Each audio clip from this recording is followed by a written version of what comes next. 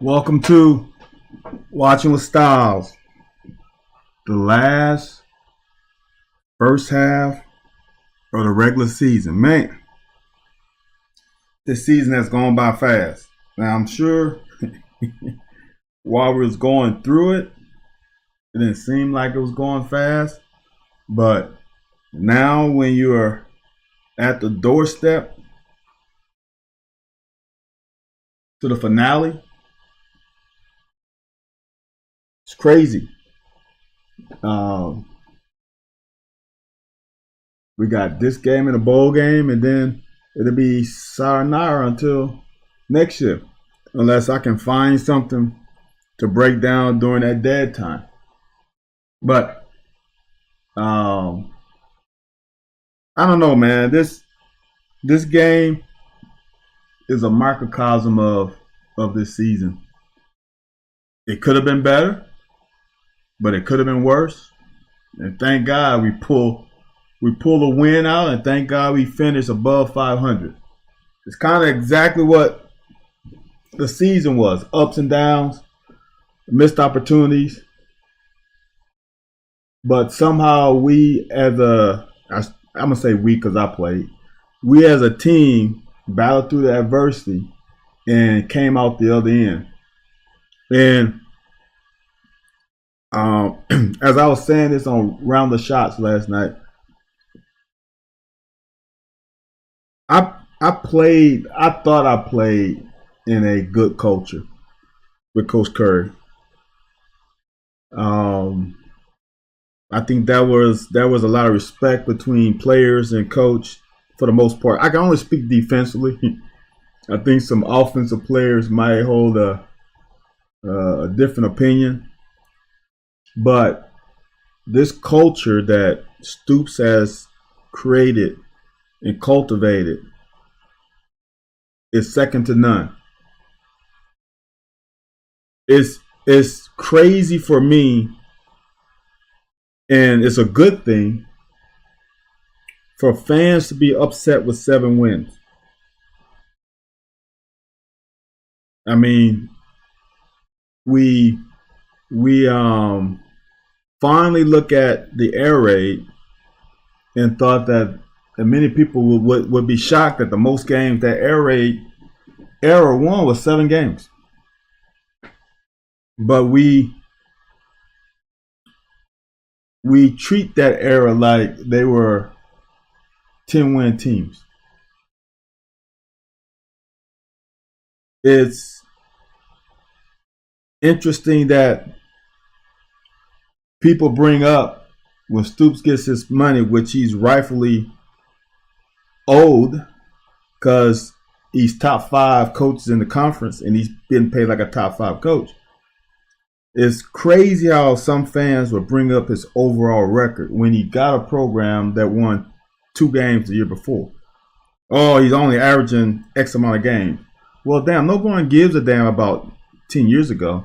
What has he done the last 5 years? That's what people worry about. What's his average the last 5 years, or the last 4 years, or the last 3 years? What? That's more important. That gives a snapshot of where we're at a program. It doesn't matter what happened in 2013. It really doesn't. But the culture he has cultivated got two seniors that worked their ass off to play in their senior day, and DeAndre Square and Jacquez Jones. That doesn't happen in the modern game. LSU had Derek Stingley that sat out a year plus to get ready for the draft. You had Eli Ricks, same team, set out to get ready for the draft. You had Jadeveon Clowney, not a few years ago now, many years ago, played his junior year, but played differently than he played his first two. You have had Christian McCaffrey. You have had good one, AJ, Jamar Chase. Facts. That LSU team, now that you say, had three guys recently that has done the same thing. You had Leonard Fournette and Christian McCaffrey blow bowl games. And we have had guys from Josh Allen, who was a certified first-round pick, to Jamin Davis, to Benny Snell, to the O-lineman, to Wan'Dale Robinson, to Josh Pascal, that all chose to play in a bowl game. We've had one guy that I can remember that decided not to play. And he wasn't inundated in the culture for a long time. That was Kevin Joseph. One guy. Everybody else played for their brothers, which is so commendable, because I have no problem with some of these guys deciding that, you know what, I don't want to. God, I can't remember the guy who got drafted by Dallas, the linebacker for Notre Dame. I don't want to be that guy and lose shit ton of money because I decided to play in this game. But it also says a lot about the culture, and it says a lot about the level of respect that Stoops has for his players. It shows the love that his players have for Stoops. Because as a player, most times when you get to the end of your career, you start thinking about yourself. For them to think about him and his team and your teammates, bruh, it says so much that goes underrated in what Stoops has created. So I'm just dumbfounded. Dumbfounded might not be the right word. I'm just amazed by some of the stuff that I hear. What else is amazing to me? Fans have no problem getting down on players. No problem. Fans have no problem jumping on coaches. CC, especially last year, with all CC 143, especially last year, all the guys playing the bowl game. Even though exactly they had guys at good point, CC. They definitely should have been playing because they was going somewhere else. What was the linebacker from Louisville he played? That was crazy. You're right. Fans have that freedom. I'm going to sound like a broken record. And they have that right. It's kind of interesting when people talk about fans get, their asshole gets tight. Oh, we pay for your this, we pay for, yeah. So now you can You can clown on the players and the coach, but when someone else clowns on you, then it's a problem. Jared Casey. Thanks, CC. That was it. Yeah, KD and McDaniels balled out in that Iowa game. So, like I've said, since this is the last regular season game, this might last a little longer. So, you have the freedom, fans, right? But like I've said, we played the Vandy game and the stadium wasn't packed. That's a fucking problem. For me as a former player, and I was a current player, you definitely, trust me, I've been in a situation, you definitely applaud the fans that endure all the crap that takes with coming to a game, because it's a lot. And I'm one who's not coming. For those faithful fans, you definitely appreciate them to the nth degree. There is no words that you can give to a lifelong UK fan that has weathered 1994, that has gone through the violations during the Mummy era, going through the Rich Brooks, going through the Guy Morris who leaves after a year, all that stuff. It's for you to continue to hold those season tickets and to continue to come to games. My hat is off to you. And that's not even close to how the players who play in Commonwealth feels about you. There are a select faction of BBN that pisses me off, because you want to be something, but you don't want to act like that. It is no way in a rivalry game, when your ass is sitting at 6-5, that Commonwealth is not fucking packed. Is it that bad, Scott? My damn mic isn't working. Let me try something.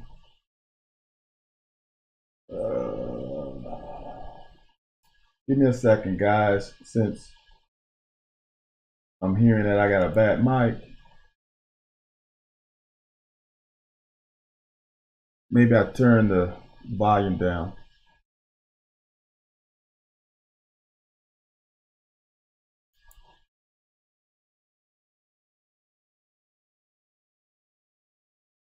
Can you still hear me?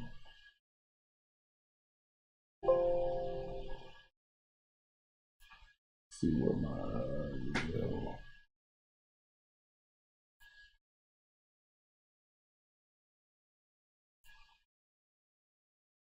I don't understand why my. Bear with me, guys and girls, while I try to fix this thing.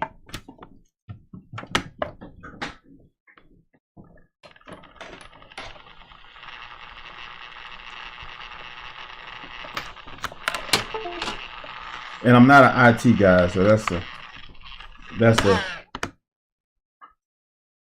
another issue. Let's see.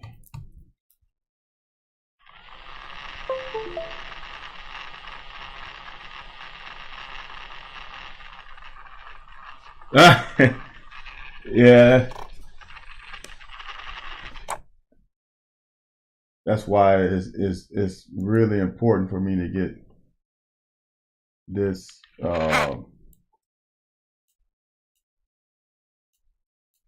this mic to work, but it's not. I don't know why it's not working. But we'll continue on. It'll just be a rough night tonight, I guess.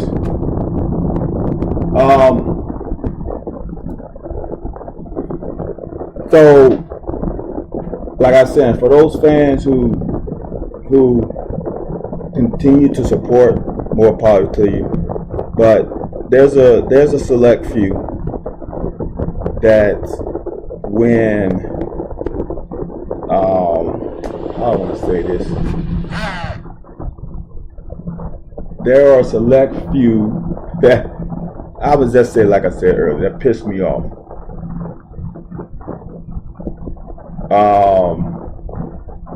It's hard when in this era that you think it's easy to win 10 games, and it's not. There are not too many teams that win 10 games a year. The other thing is you don't understand what goes into a week of preparation.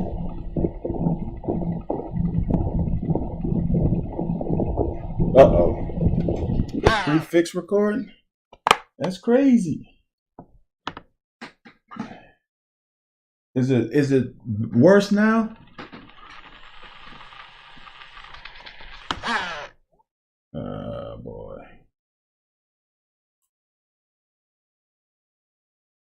Let's see. See, I have a mic, but for some reason, my mic is not being. So I'm going off of the laptop mic, and that mic isn't very good. So I don't know. So it is something that when we have, like I was saying, when we are playing a rival and the stadium is not packed, I don't get that. And what bothers me is some of these people say, "Oh, we're a football school." That's bullshit. And I've said this once. I keep saying it because I don't mind repeating myself. How can you be a football school in a rivalry game? The stadium is not packed. It makes no sense to me. Doesn't matter whether we're not 1-10 or 1-11, 1-10. We're 6-5. And it seems like some people just want to just be miserable.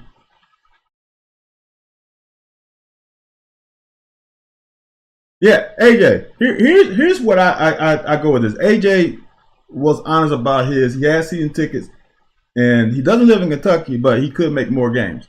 But AJ, I don't hear you screaming from the mountaintop the things I hear other people saying. When you are quiet about it, or when you're honest about it, there's no problem. I mean, life is life, and sometimes life gets in the way. No problem.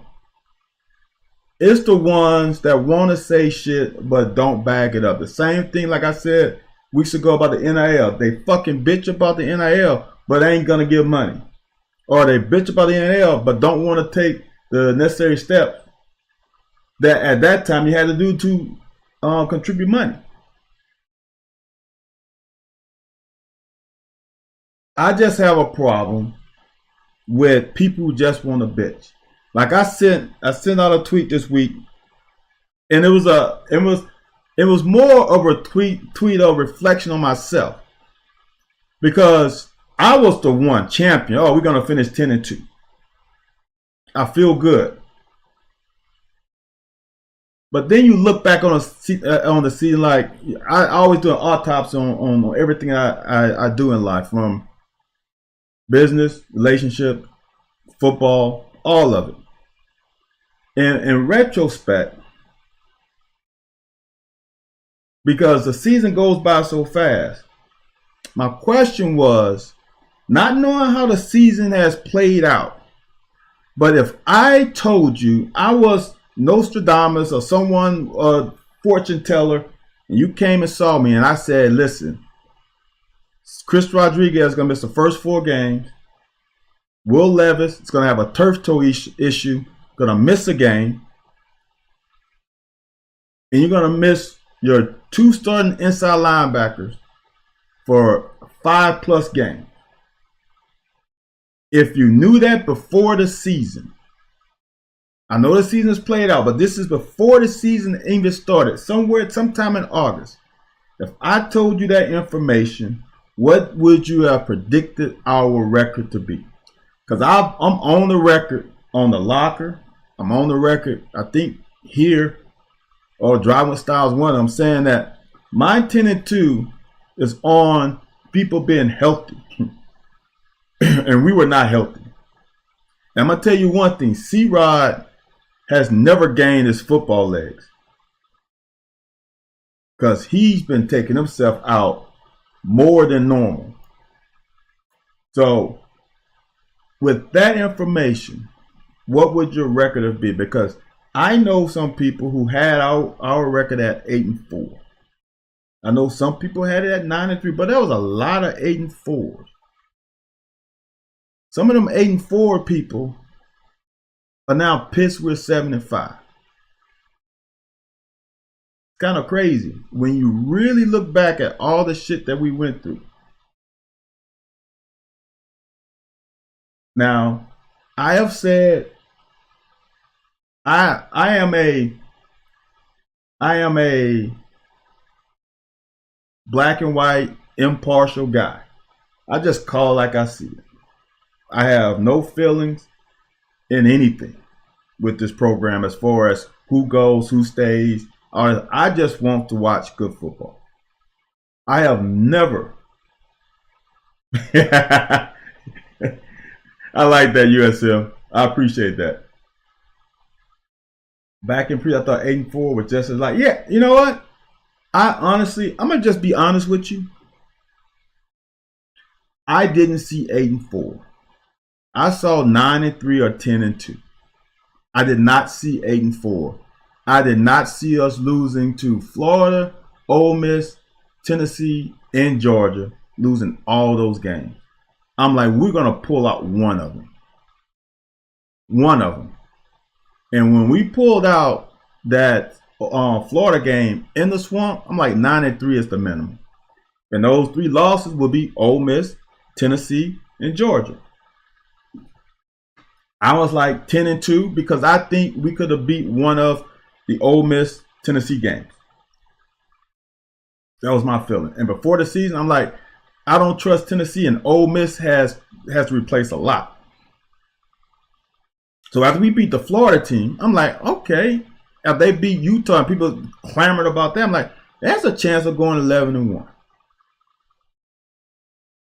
Not having C-Rod hurt. I don't think you guys have noticed these last few games the importance of having a run game that the opponent actually respects. No one respected the run game without C-Rod in. No one. The other thing is, we don't know all the injuries and the crap that goes on behind closed doors. Because I said this during the game on Saturday. That's the first time since Jatan has been here that I saw that burst and that juice in his legs. Period. That's the first time. And that was a pleasant thing to see. The Vandy loss at home was a gunshot. No, that Vandy loss was horrible. But that's during the season. That Vandy loss, I'm trying to think if it's still time. See, that Florida game, was that 2017? Yeah, that had to be 2017, where we gave up 2 uncovered wide receiver touchdowns. I don't think anything would ever beat that game, because you don't leave 2 guys uncovered for easy touchdowns on a Florida team that shouldn't have been on the same field with us. But that Vandy loss is very close. And it's because the defense crapped down their leg. You don't let Davis and Wright both go 100+ on your ass. That's unacceptable. That's the same thing with that South Carolina game. people say, "Oh, the first play." The first play did not. The first play gave them a touchdown, but that first play wasn't the end of the game. They had a shit ton of a game left, and the defense just didn't play well. People say 7-5. I was ready to fight because I thought, look, if you said 7-5, CC, before the season, you're stupid. Honestly, that's what I thought. With a healthy Will Levis and a C-Rob for the first 4 games, there's no way. Ole Miss and UTS 50-50, Georgia's competitive. Yeah, look. The Vandy game was worse than that. Dude, that Vandy game. I'm gonna say this again, and I am a proponent of it's on the players. Period. I'm 100%. It's players, coaches, then fans. Because honestly, if it takes the coaches, and if it takes the fans to motivate you, that's a fucking problem. When you get on this level, if you're not self-motivated, your ass should not run through the tunnel. That's 100. If you need to see 100,000 people in the stands, or you need your coach to jump on your ass, or you need the coach to provide you the juice, or you need the fans to provide you the juice, you shouldn't walk through that tunnel. Because for us on this level, whom has a name on the back of your jersey and a school on the front, if you can't get yourself ready because of that name, that is a lot of people that's connected to that name, or if you can't play for the players that played before you, that wore that brand on the front, you got a problem. You got a problem. So that Vandy game, without the juice, obviously some of the players didn't have. And the funny thing about football, that's why it's the greatest team sport. All it really takes is one player on each side of the ball that'll affect the whole game. Because there's something about the energy in the football guys, how they always attack that guy. It's the weirdest thing. I've been there. I was in a funk, and I never was in a funk in game, but I was in a funk in practice. Like, damn, all of it's coming to me? So, not having to come out there when you are already, I'm going to just say this word, let's say nonchalant, and your ass walk through that tunnel during not the pregame, but when the players walk out by themselves, and if you have a routine, you do your routine, and you look up in the stands, there's no fucking body in the stands. It does do something to you if you're not mentally strong. Then when your ass come in during pregame and there's still no one in the stands, you're like, okay, they're gonna come eventually. Then you walk back into the locker room, you come back out for the I don't know what you call it, the intro or whatever, but right before the game you run as a team, and there's still not fans in the game. You're like, what the fuck? Really? And that Vandy game was that. That Vandy game was that. Pure and simple. Players didn't have the juice. The fans didn't have the juice. We all suffered. The Vandy game was worse than that. You can't, yeah. Even with all that shit that happened, 7-5 was bad. So preseason 7-5. Yeah, I agree. That SC game, that South Carolina game, when you don't have Will, and South Carolina's proven that they are not a bad team.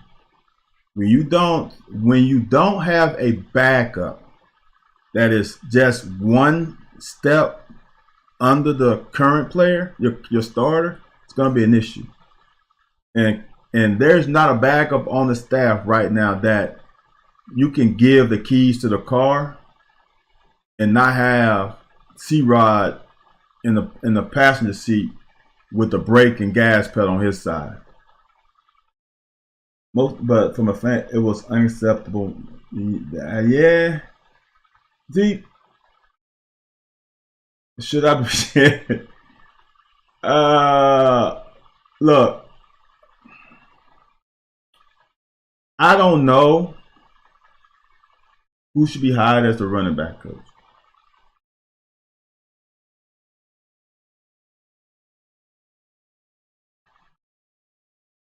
I don't. Now let me address Scott's thing. I don't understand, Scott. USM. What is so complex about the offense? Because people say this stuff, but do you really know what is so complex? Now, is the verbiage long? Okay, that's fine. But the offense is the offense. I just played a fucking high school team in the playoff that ran the fucking wide zone. They fucking stretched us to fucking death. They ran that wide zone to fucking perfection. There ain't nothing complex about the wide zone. Zero. It's like O-line blocking. It's like basketball dunks. There's only so much you can fucking do. There ain't nothing complex about the blocking. Now, when you do, here's the funny part about it. My preseason guest said, okay, KT, got you. But Vanna definitely, yeah. Defense let that one down. Our ball control power run scheme doesn't allow for starters to sit and backups get in. Our ball control power run scheme doesn't allow for starters to sit and back up. USM, that's all Slaw you should do. That I will fight you on that one. That's not true. USM, how many I'm gonna tell you, I've shown plays this year where it's obvious that Will Levis audible. So whoever is telling you that, I don't think that's true. There are not many college teams that allow you to audible. Now what happens in college is sometimes you'll get a run pass option. If the box is light, you run it. If the box is heavy, you run that pass play. Not an RPO, but you can check at the line to the pass play.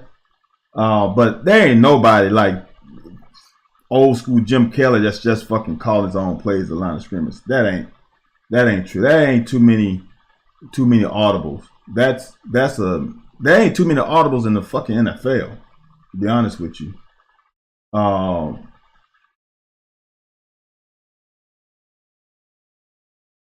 Yeah. I think Will, what's the crazy part? Will has more passing yards this year. And he played one less game than he had last year, which is kind of crazy. Yeah. Now that's true. Now we are in the thing about it. I know fans want to see players play, but there ain't many instances where you play threes. You might sprinkle in a couple backups, but that don't happen till really end of the game. It's interesting that people want a style of play because everybody else plays it. Like I've said before, comparison is the thief of joy. It's not the system, and I keep JD. I'm on one tonight. I haven't even started the game yet.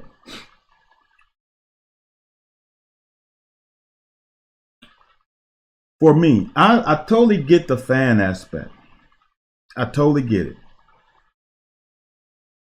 It's worse than a filibuster, JD. Here's the worst part about it. Is you can have pie in the sky thoughts.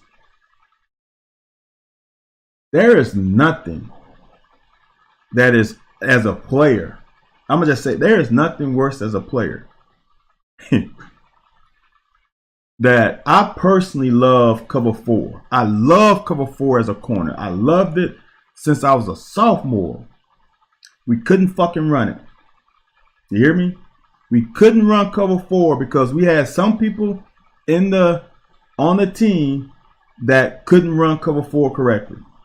So we never ran cover 4 until my senior year. And we ran cover 4 my senior year because we had 3 of the 4 DBs were seniors. 2 of them were 5th year seniors, and 1 was a redshirt junior. So everybody's been there for forever. So we couldn't run a coverage. There were times my senior year, which was the worst, because the DC was my position coach. So I got in, since we've been together for 4 years, I got into really getting into his head about what we're going to call, what we're going to run. And there were some blitzes that we just couldn't get to. We couldn't get to the damn blitzes because he didn't have trust in the players on the field. So what I'm getting at with that is people want the offense to run certain things. Sometimes they fucking can't handle it. It's simple as that. You hear in the NFL, when I was in the NFL, what was Kubiak's first? Was it Gary Kubiak? He was the OC when we had Eric Kramer and damn it, what's the guy? The quarterback from Notre Dame that got drafted by Seattle, and we fucking traded for him. Bears traded for him. Him. They would go during the week and ask what was their favorite plays. And that's what they fucking ran. The playbook might have been 80 plays, but they only ran 20 of them during the game. Because those were the 20 plays that the quarterback felt more comfortable running against that defense. That didn't mean that the coach couldn't pull out play 30 if he wanted to. But the game plan going in is we're going to run these 20 plays. So even though you think it's easy, AJ will tell you there's some shit that coaches leave on the damn cutting block because it wasn't Abear. What's the fucking tall white kid, was very athletic for Notre Dame. That would have to been, I think he would have came out 95 or 94 from Notre Dame. There's just some plays you can't run. And the crazy part about it is that when, like for example, I read something with fans saying, why are we running outside with Chris Rodriguez? He's not a fast enough back. Well, I'll show you in this game, he was fast enough to get outside quite a few times. But no, it wasn't Powers. It was a before Ron Powers. Ron Powers, I think, is after me. And this guy was only a year or two before me. Fans saying, why are we running outside? See, if you pay attention to what the defense were doing, they were loading up the box interiorly. And some fans get pissed off that we run the same play that they think, even though there are many ways to run an inside. You can run inside zone. You can run inside gap. You can run pin and pull. Meyer. That's exactly who it is.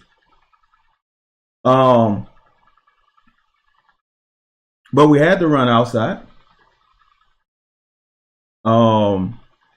Because they were doing everything possible to flood the A and B gap. Rick Meyer, what was it, Scott? And you have to adapt. And the crazy thing about it for me is, unless you know the play, that's like even when I break down this stuff, I don't know what a defensive call is. I don't know what the offensive call is. All I'm doing is using my eyes. Is that Louisville was not going to let you run down their throat like we've been running down their throat the last couple of years. They were not going to let that happen. So the advantage was, let's beat their ass to the perimeter. We don't have a fucking back that's going to go 80 yards. We don't have that in our arsenal. We can get 20, 30. Or if a DB miss a tackle, we might be able to go 40. But sometimes you are who you are, and you have to play with what you have.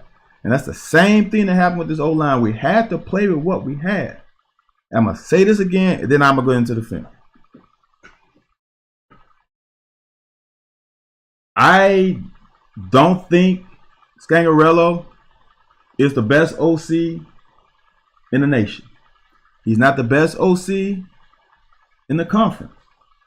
He might not be the best OC in the state. But he's not as bad as what y'all think he is. And the thing about it is, one of my favorite sayings is comparison to thief for joy. Y'all want to compare it to last year's team without the same fucking players from last year. That's the hardest thing to do. You're trying to compare the execution of this year's team to last year's team without the same players. Now we had Wandale and Kennard and Cox at guard and Corsi at guard and Fortner at center and Darrell Rosenthal at left tackle, and then we add a couple pieces and this offense sucks. I would be right along with you. This motherfucking OC sucks. I would be right there with that flag right with you.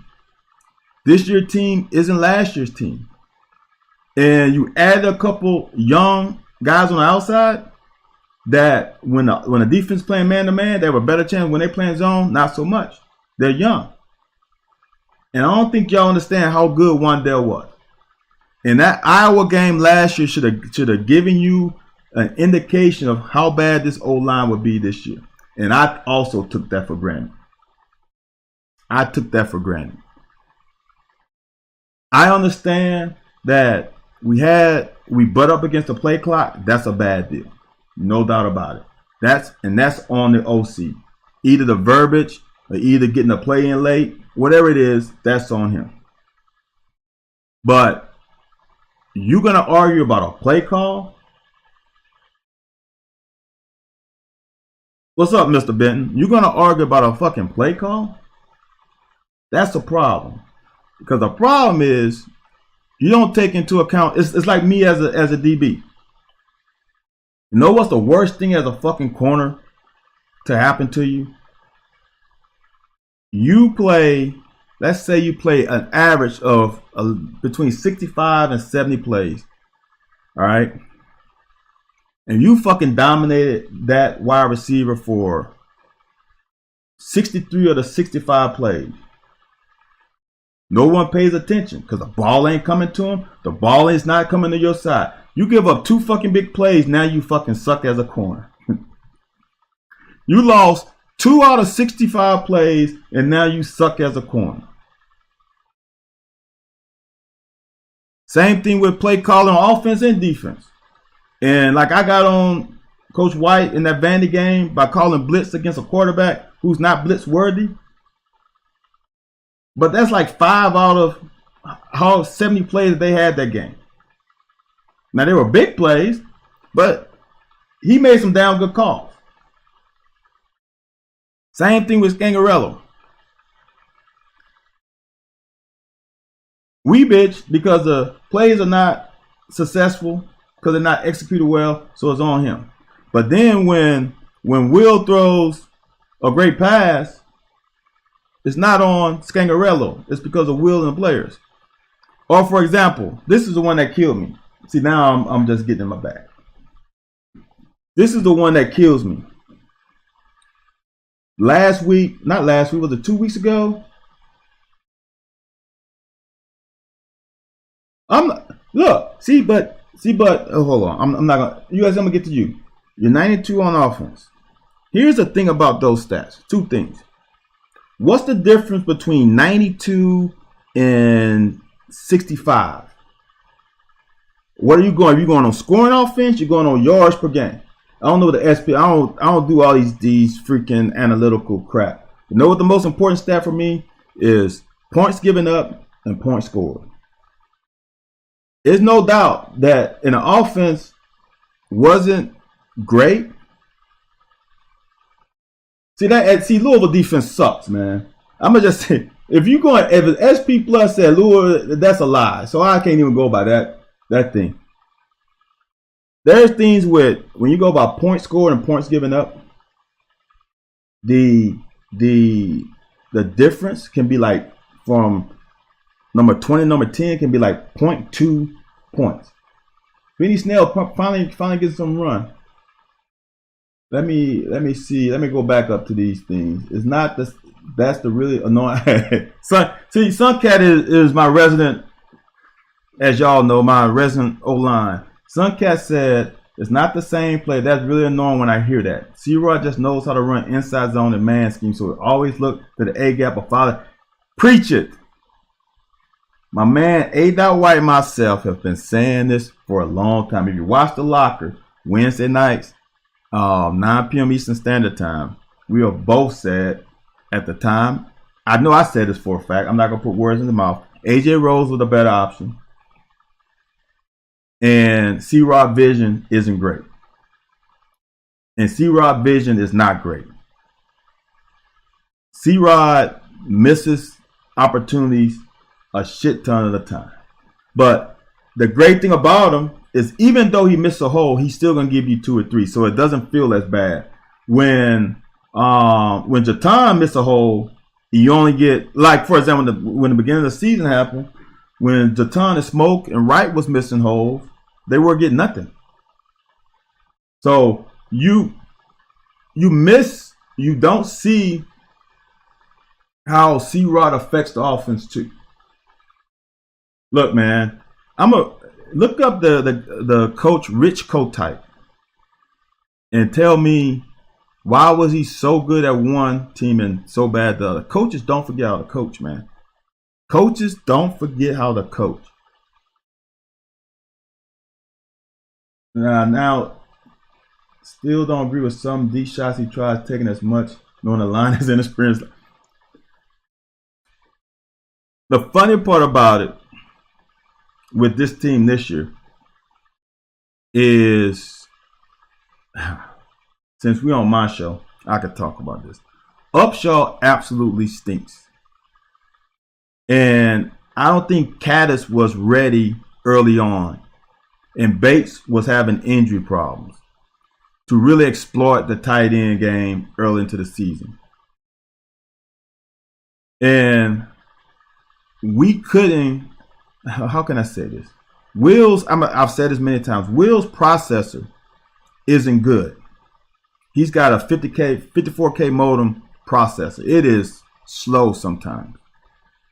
And what the deep route does for him is make the reads a little easier. Because even though you go old school, an arrow curl route, you should be reading the outside linebacker. Outside linebacker stays in the curl, you throw the arrow. Outside linebacker spans with the arrow, you throw the curl. It should be that easy. Sometimes the majority of the time he second guesses himself and don't pull the trigger. So sometimes those short routes and those tight windows is not a good look for him. And if you're going to throw intermediate passes, it's usually tighter windows. Or shorter passes, usually tighter windows. Because teams didn't think, especially early, they weren't worried about a wide receiver, especially young ones. Because if you've not seen Barry Brown, if you get your hands on him, he's light. And if you got your hands on Barry Brown, still to this day right now, you got a chance. Now, if you miss him, now you're fucked. But if you get your hands on him, you got him on lockdown. And I think that was one of the reasons.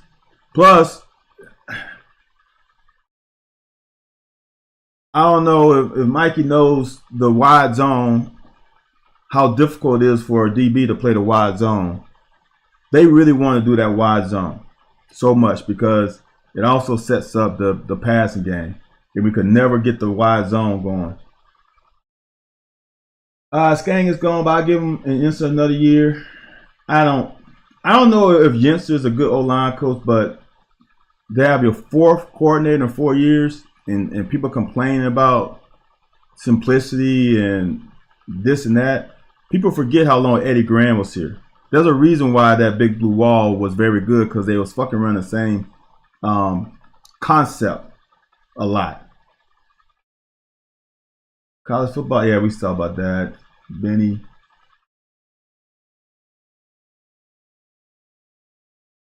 Craig B, I disagree with having to scrap half our intended O who came from San Francisco tight end heavy. Can't already out tight ends this year were more effective.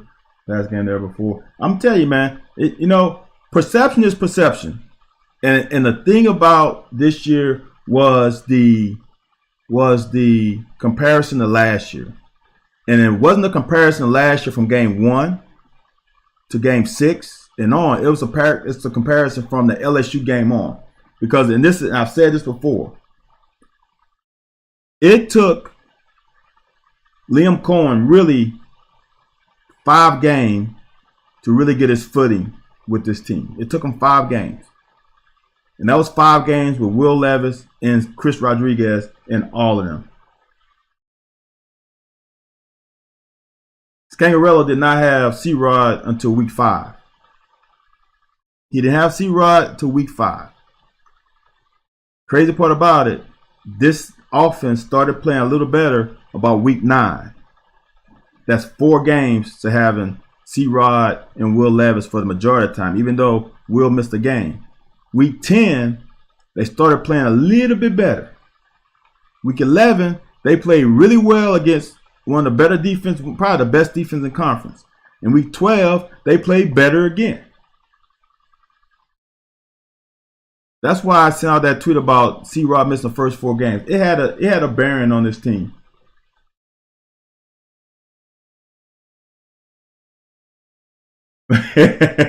see. All right. I hope you guys are able to read these. Dude, look, Ben. I am jealous of the way Louisville ran that wide zone. They created that wide zone creates natural gaps, and you got a good running back who has great vision.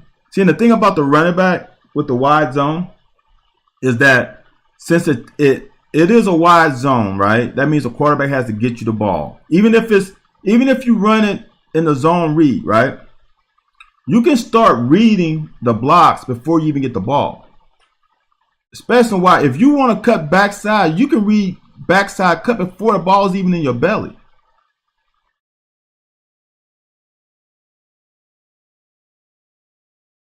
Yeah, I'm sorry, Brandon.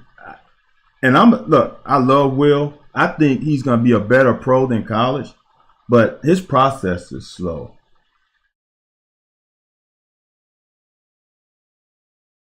Jeff, that's all. I only watch from the end zone.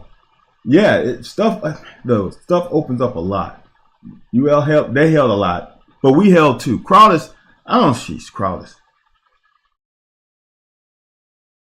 I don't know, CC, if he would have looked better than the running backs they had, because those running backs they had a little juice.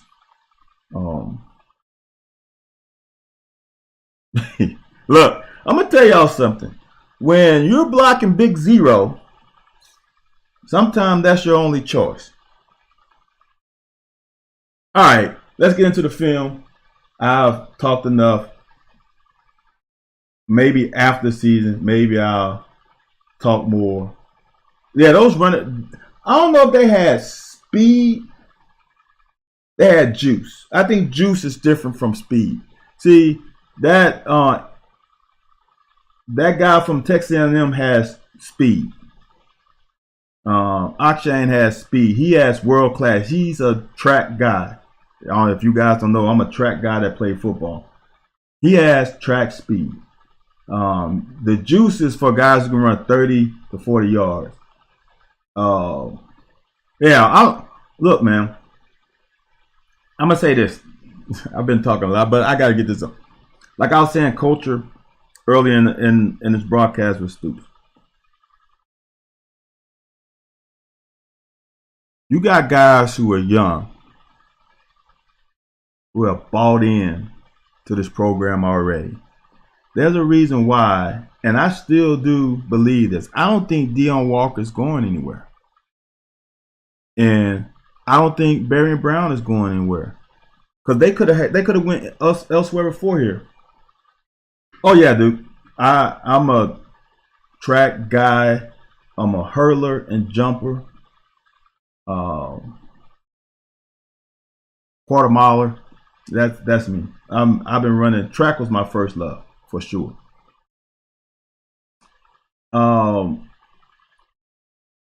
It's something about how Stoops treats his play. I don't agree with all of it because I might be a little old school in that, and I try to not be old school. But I don't like the some of the freedom he gives his players. But he treats them like men as youngsters, which is big on him. And it's something about how he runs the program that players really don't want to leave. There hasn't been many players that have left that has gone elsewhere and has been successful. I can only think of Devonshire. That's the only guy that I can think of that left this program and has some success elsewhere. Because everybody who is contributing wants to stay here. And the way he recruits them and the staff he's had, getting down on those kids' level, not lying to them. But Jeff didn't have that much success though. I know you're talking about. But I thought he left for family issues, not because he didn't like the program. It's just something about it. Just something about it. I don't know what he's doing because I'm not in there. Kovac, yes. He left, from what I heard, is for family issues. We were taught outside zone is strong zone, wide zone is weak zone, different blocking technique, wild zone is less reach blocking, more creating cut up lane. Look, I'm going to say this, and Suncat, tell me if I'm wrong. Is it easier to zone block than it is to run gap schemes where you got to chip, get to the middle linebacker? You have to. You have to pull and wrap a outside linebacker or defensive end where you have to do it. There's no just blocking a guy in your area. You better go hunt down the guy that you got to hunt down. That seems to be more of a task than to zone block the guy in your area. Okay, maybe I'm wrong. I didn't think Jeff, but that had many yards at Oklahoma. But that's I wasn't watching him like that. So we'll figure that out. You know what? I'm gonna look at that now. Jeff Badette's stats, because I'm interested in that. Because when I say much success, he better have created way more yards at Oklahoma than he did at Kentucky. And he didn't.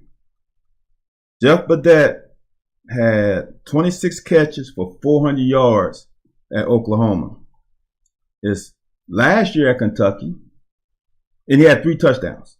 His last year at Kentucky, he had 31 catches for 670 yards and 4 touchdowns.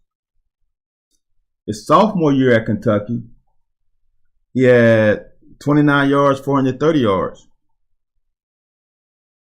Brandon said more explosive, less catches.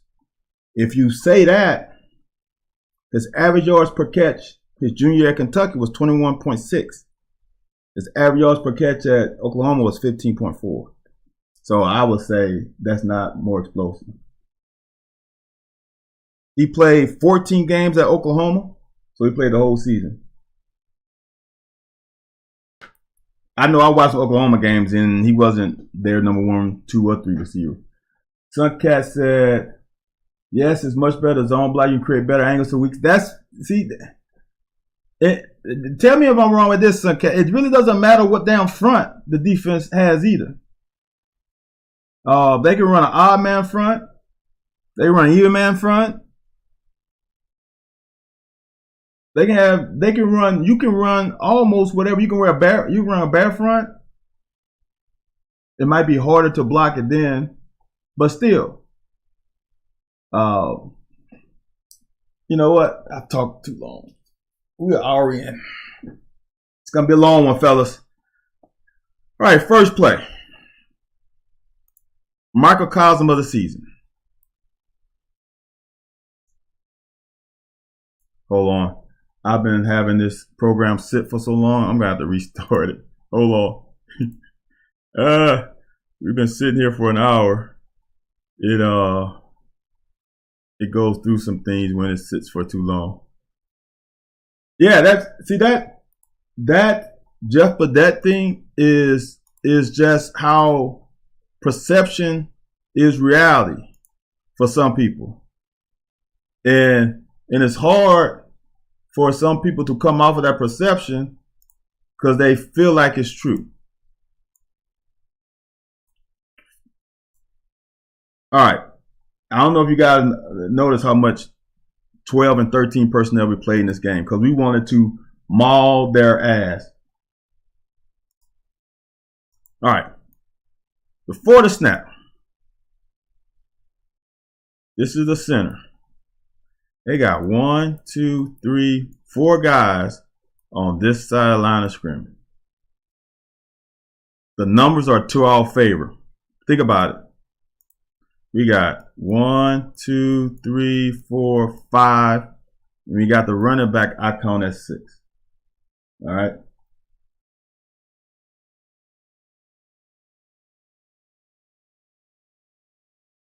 Gotcha, Suncat. So now we have so much of an advantage over here, right? Just off top, just numbers game, just counting. We got 5 to their 5. All right. Now, watch as a play develops. All we need is one block. Right here. This is a good seal by Dingle. You got one guy. And here in the SEC and college football, the running back has to make one guy miss. He has to. All right. We're in good shape right here. I can see 20 yards out here. All Manning has to do right now is wrap this linebacker. If he does that, how much do you trust this guy to at least, even if he hits him, to drag this guy a minimum of 5 yards?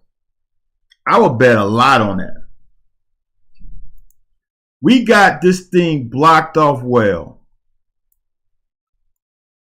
All of that here to here is handled. They got 1, 2 guys, and we got one blocker. Watch what happens. He missed. He goes too far outside. That guy derails C-Rod, and now the corner's able to get to his legs. That was the perfect call against that defensive front. And we got absolutely nothing. Now, I don't want to do that, AJ. I don't want to keep tally because it's going to be way more goods than bads. And that's every game. The bads are just bad. See, the difference between this year and last year. The bad plays were not horrible. The bad plays were just C-Rod getting a yard or two. The bad plays now are we getting no yards or negative yards. And I said this many times. As a offense, if I can get into third or sixth or less, I'm gonna stress the defense out a little bit. See, I didn't see the rub play, Jeff, because I think the camera angle was too tight.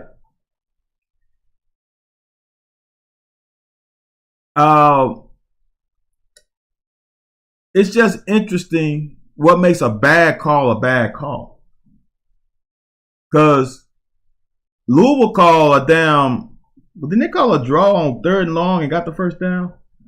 It's about execution. Caddis or Horsey should come off. Yeah. See, but that's what. All right. See, since we got time, and Suncat got me before I went to the next play. So, Suncat, this is what I was thinking. Why are they double teaming here? Why can Caddis chip to here, and then Manning will get to here? Because we got him blocked, we blocked down, and we got up to the middle linebacker. So we got this hemmed up.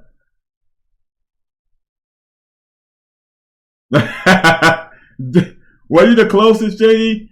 I see that, so I didn't see that one because the angle was. So Suncat said Caddis or Horsey should come off of that, and Manning can take that corner. Yeah, that's. You said Horsey shouldn't be on a nose tackle. I don't think Horsey is on a nose tackle, right? I thought Burton got to the nose tackle, and Horsey went to, and they double team that you want to call it that 3-tech, and he wrapped that defensive end, and then Cox got up to the second level to that linebacker, right? Yeah, Burton got the nose. Oh, that was Caddis that drove that guy. I don't know.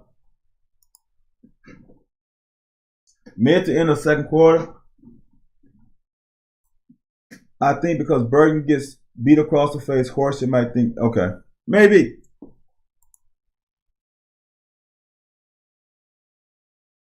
Now this one is interesting to me. Craig, and you might need some coffee and some Red Bull too. On the end zone, it looks better. This is one thing that bothers me, and this would be coaching to me, is I don't get our pass pro.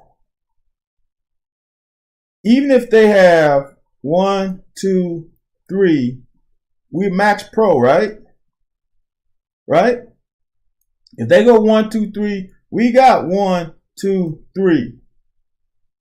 Why is Cox coming this way when they have potentially 1, 2, 3 here, and we only have 1, 2? Shouldn't he go that way? Suncat, you tell me. I know when I played quarterback in high school, we had numbers for our protection. And on this one, I would tell my center to go that way.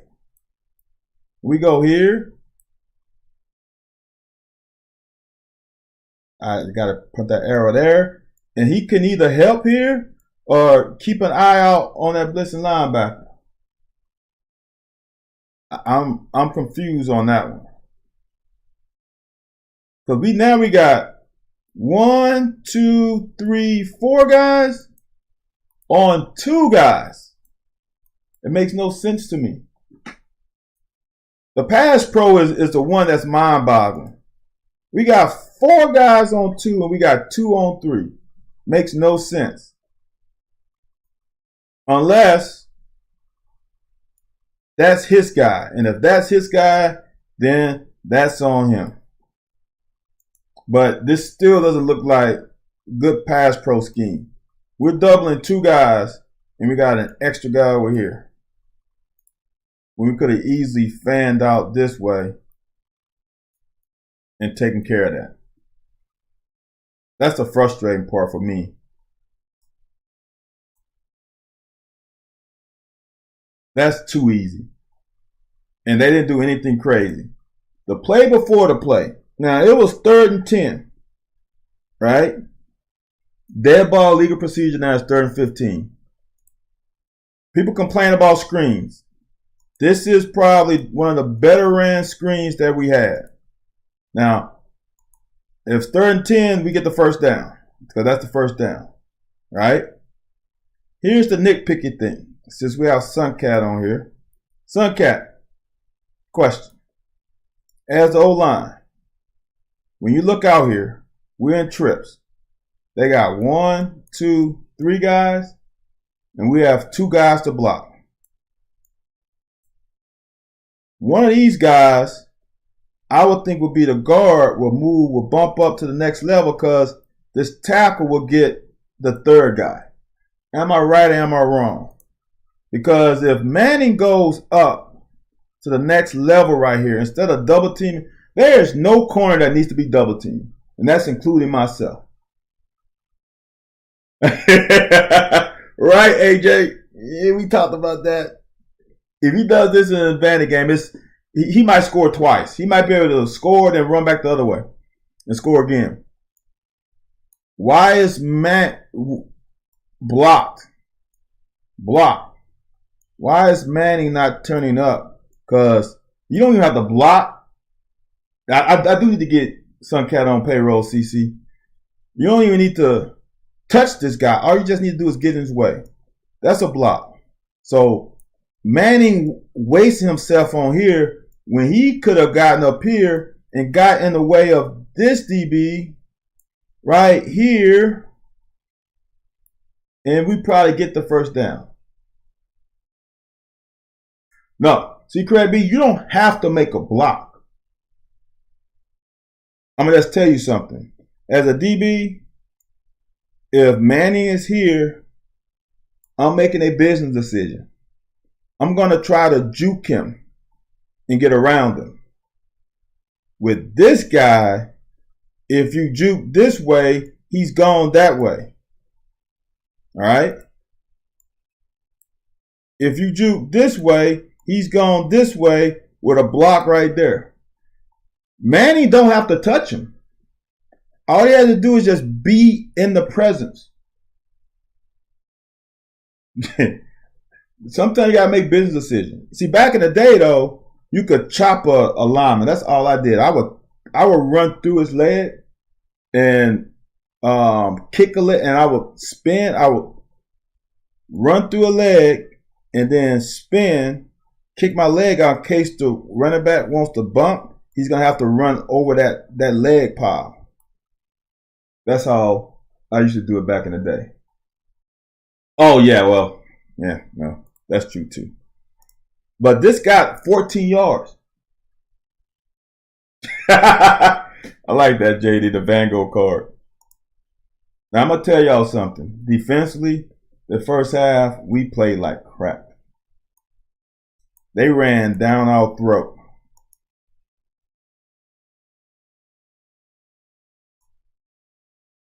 This guy is coached up well.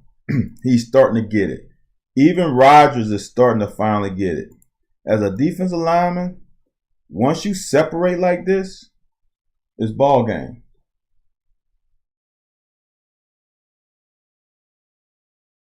See, thank you, Suncat. Well, so Suncat, is that... All right, Suncat, question. Did you know that coming from high school, or were you coached that in college or JUCO?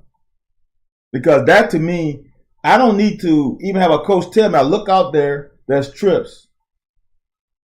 I can't. Here's the thing I tell my kids too.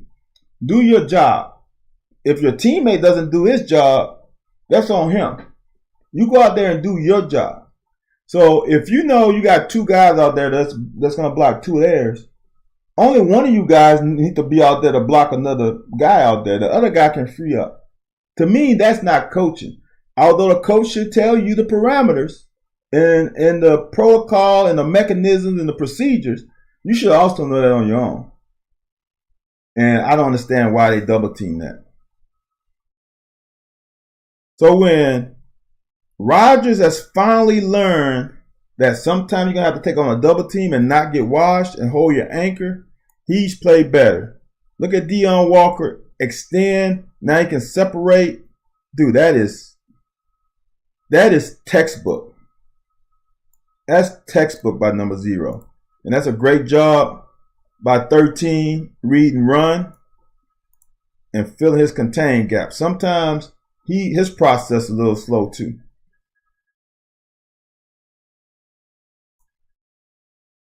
I don't know if anybody noticed that was a lineman number. They did that quite a bit. D-Jack. And we can't let that guy get us like that though. Ugh.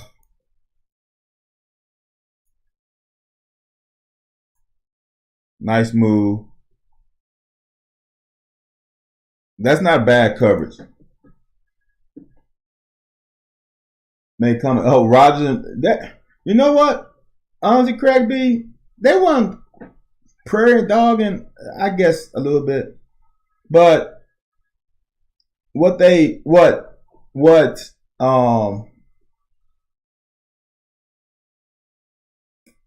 Rodgers started to do, in my opinion, is started to hold his anchor more. And because teams have watched us all year and felt like they didn't have to double team him. So they would do a quick chip on him and get up to the linebackers. And he wasn't winning that one-on-one battle with the center. And now he's winning more of his one-on-one battles with the center after being chipped. Because early in the season, he'll get chipped and he'd get washed. Now he's not getting washed. Rodgers can't go pro. I shouldn't say that. Rodgers can go pro, but Rodgers won't get into the round that he thinks he will if he goes now. Some cats say you learn in college. Oh, because you play DT. Okay. Oh, so you had to learn all over again. Okay, so that even makes more sense. So here's why I want y'all to listen to this. Suncat said, I had to learn how to run an offense that had at least 4 options on each play call, and the play we ran was determined by the defense. Think about that. That's complex. The verbiage in a play call isn't complex. When you got to have 4 options on each play and it's determined on the defense. Now, Suncat, is that pre-snap, and post-snap, or just pre-snap? Rodgers definitely another year. He's just starting to get it. Now, he can go and probably be a free agent because this is what I want people to understand and players to understand. All right. When you're in high school, if you're not top, depends on the state, if you're not one of the top players in your city, you ain't very good. Listen to me. If you're not one of the top players in your city, you're not very good. Because then it goes to, are you the top player in the region of your state? Because if you're not a top player in your city, you're not top player in the region. If you're not top player in the region, you ain't top player in the state. You have to be top player in the state to go big time football. Period. You got to be top 30. Depends on the state.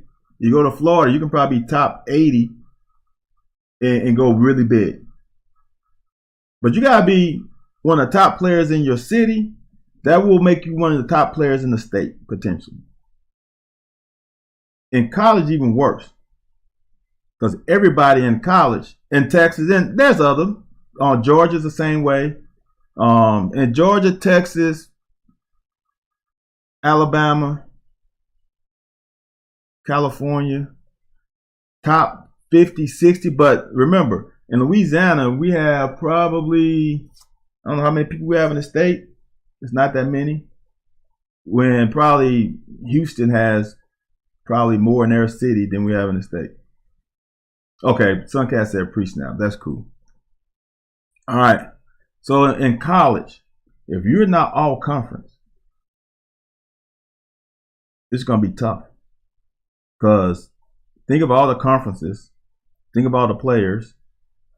There's only drafted 32 players, so 7 rounds, so it's 200 players.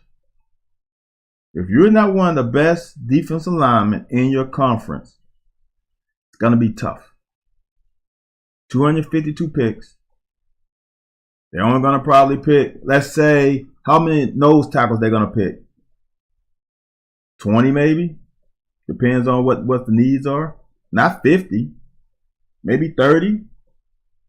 They're going to pick more wide receivers and defensive ends and offensive tackles. But how many nose tackles? First of all, there's not that many 3-4 defenses. So now you got to go to a 1 or 3 technique. It's not that many. They're not picking 100. They're probably picking 30, 20. Now you got to be one of the top 20 defensive linemen in the country. Think about that for a second. That's why I want people to think about it. You have to be that damn good to get drafted. Now, can he go free agent and then work his way in? Yeah, that's possible. But why would you want to go free agency when you got another year? You don't want to go undrafted free agent when you got another year. So, I don't know, man. He ain't ready. Because he's not. He's probably not, if you really think about it, he's probably not top 6 in the conference. 20 defensive tackles drafted last year, 24 defensive end. He's not a defensive end. He's a defensive tackle or nose tackle. That's what he is. 20. Is he one of the best top 20 defensive linemen in the country? He's not. Like I said, he's not top 6 in the conference. And the bad part about it, he's not bad. But that's the level of competition that you have to, that's the level you have to get at. You have to be one of the best guys in your conference, which to me, coming out of getting to my age, I'm closer to 50 than I am 40, is that you start to realize how blessed you are. To be drafted means you're one of the best guys in the country. It don't matter what round. And I hate to hear people say, oh, that guy sucks. I don't know what you think sucks is. For a guy to get to the NFL, there's no suck in his vocabulary. He might not reach your expectation, but he doesn't suck for sure. Remember, he's one of the best 252 guys in the country. He's one of the best 1,500, right? That 50 players? Let's say 50. Let's say 50 and 30. That's 1,500 players in the country or in the world, really. If you make a football team in the NFL, you're one of the best 1,500 people in the world. And how many players play college football? It's a shit ton. So now you 1,500 of the best. And some of these players like Tom Brady won't get his ass off a damn roster and he's going to play till he's 60. Now, that's one more position out. All right.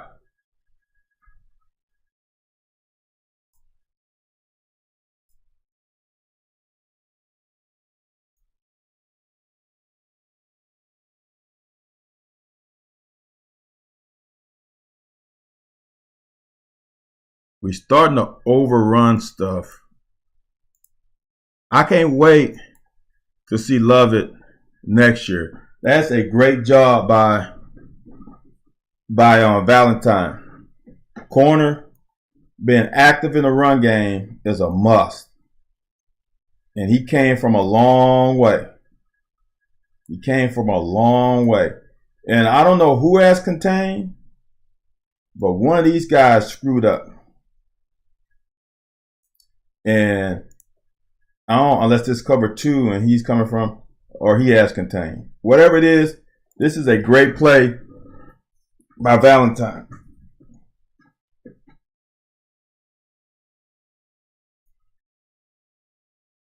I love this, and I did this in the cut up. His athletic ability, once he matches between the ears to his athletic ability, he's going to be impossible. If we thought Jamin Davis was tough, this guy is a track star in a linebacker's body. This is perfection. All right. You'll see most guys, when he catch the ball, when number 9 catch the ball, all right, from top of the numbers to the sideline is 9 yards. He's at the top of the numbers. The numbers are 2 yards. So at least he's about 5-yard gap when he catch the ball. All right. Most guys will settle right here because the guy catch the ball. Oh my God, I want him to fake me out. Watch out while it's continues. Not perfect, but watch out while it's continue to sink his hips, shorten his stride, and close the gap.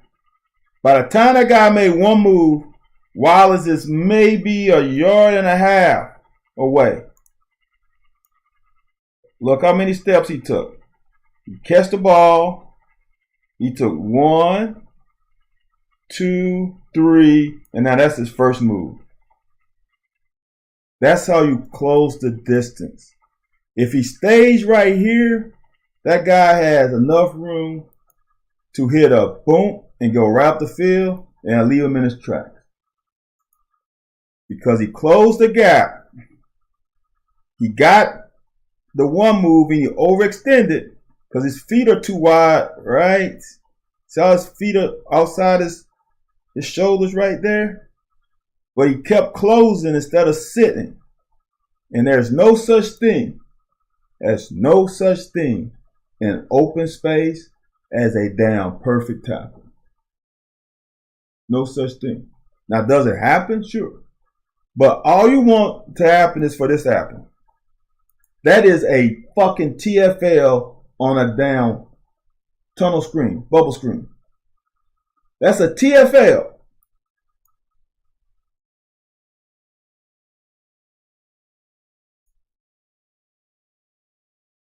On a screen. Dude, I don't think you understand how good that is. He made it look easy. But if he's not there, look at number 9, catches it right here, and he stays at the top of the numbers, he might be still running. Because Valentine gets his ass whooped. Look at it. Look at how much space. I think this is D-Jack. He's at the bottom of the numbers. That's 7 yards from the sideline. All they do is run away from D-Jack. That's a great fucking tackle. It gets JD. I think it's I think 10 is being very generous because remember he's the corner. I don't know where the safety is. He could be still on the hash. And if the safety, depending on who the safety is, has to come this way, he gets a free run. He can hit him with and go right back inside. He could be still running. Great ass tackle.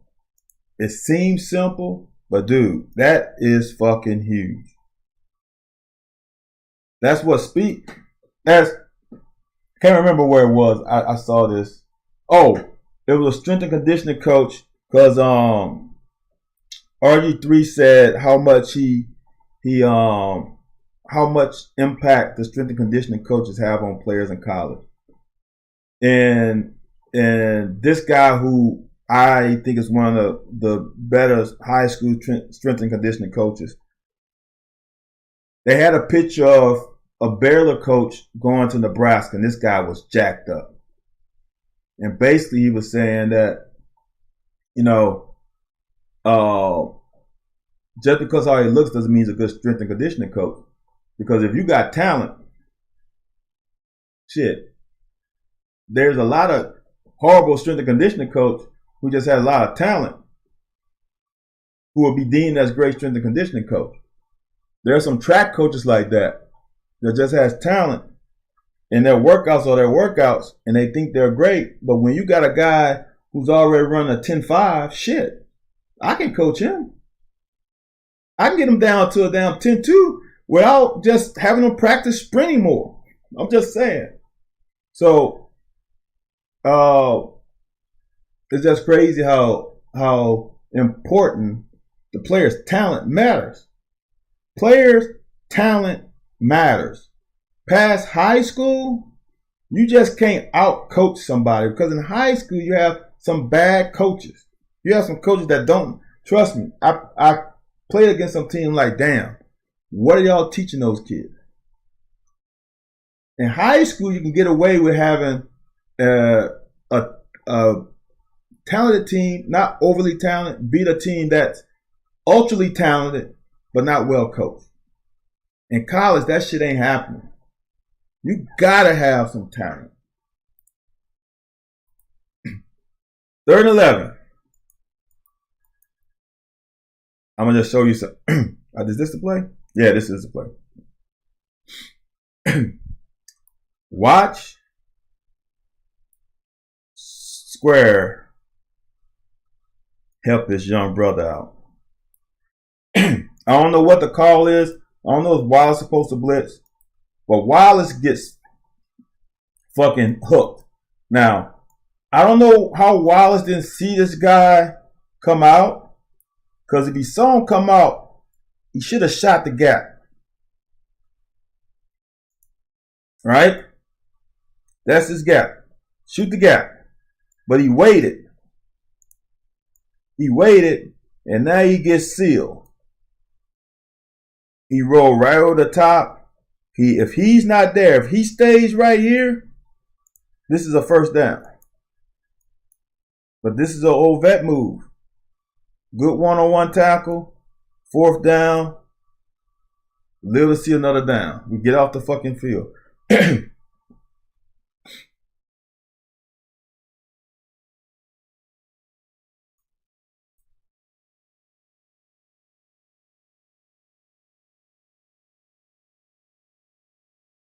See how Louisville's slanting so much? This is why you just can't run up the middle. For people who's wondering why we went outside so much. Now, watch. This is instances where C-Rod doesn't read. All right? I wish we can do a poll right here. Where do you think the hole is? See, this is C-Rod's problem. C-Rod likes to go shortest distance is a straight line.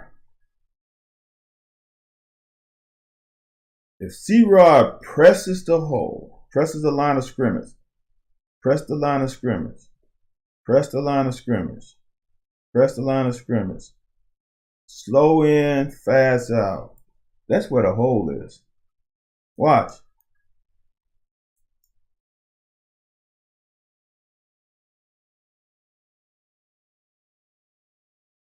Dingle gets whatever this number 21. He's unblocked. We can't block everybody. Watch if he just continue that path to right there. Think about it. Watch as the play goes on. We still got guys hooked. Look at that. If he would have went right off of Burton, and Burton is freed up.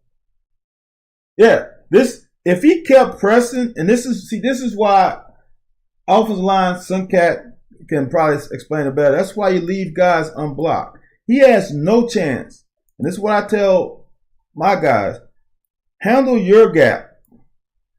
If he runs over here, that's this guy job. You got cutback. He does his job, and C-Rod cuts back right into him. But if he runs right off of Cox, dude, there's something there. Because if he runs that way, he's going to get caught up in this wash. So sometimes some of this O-line issues are not on O-line. But here's the funny part about it. This is perception, right? That's the whole thing with all the play calls and shit. This is what's going to happen. You don't see this live. You don't see this as you watch the game. You don't see, well, why did he go that way? You don't, because it just happens so fast. But when I'm able to watch it 2 or 3 times, I notice stuff, right? But here's what the perception is. Oh, the O-line sucks, right? The O-line sucks. But when C-Rod gets contact, he still falls forward, right? C-Rod still got 4 yards on a horrible play call. Why are we running inside and why the line can't block? That's not the line. Not the line. Right, that's Suncat, now you're getting, it's split zone. But we can't get that technical, Suncat. But you can see right now from when you pause it and slow it down where the hole is. The hole isn't here. The hole is there. And honestly, I don't see how C-Rod pre-snap would think otherwise. If we zone blocking, we leaving those 2 guys and this guy, and I guess we're gonna block 22 with the split zone action since there's 2 backs in the backfield, right? This guy's unblocked. This guy's unblocked. Now, as I played a little running back, if you see this guy overrun it, now you know you got cut back because you got that seal backside. But if this guy doesn't overrun it, you know you got to go that way.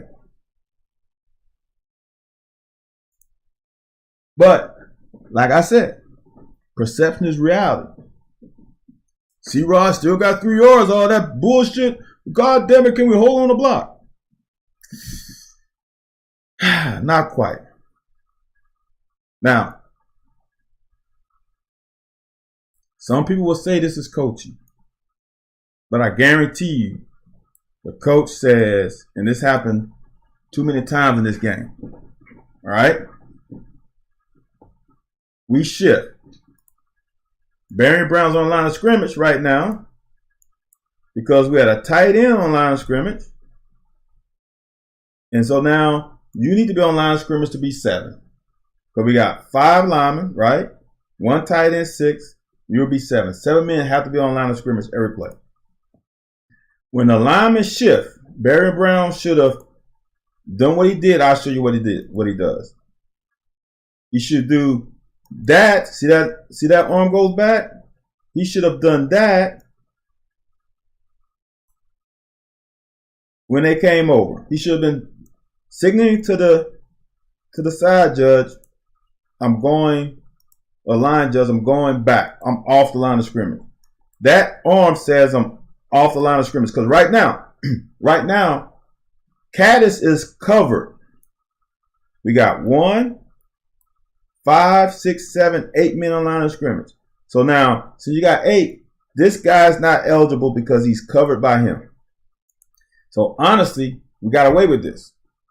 Let's say the ref gives him the benefit of the doubt with the arm back. He moves when the ball snaps. Watch. He's not set. He's set now. He moves back. He's moving. The ball snap. That's illegal shift.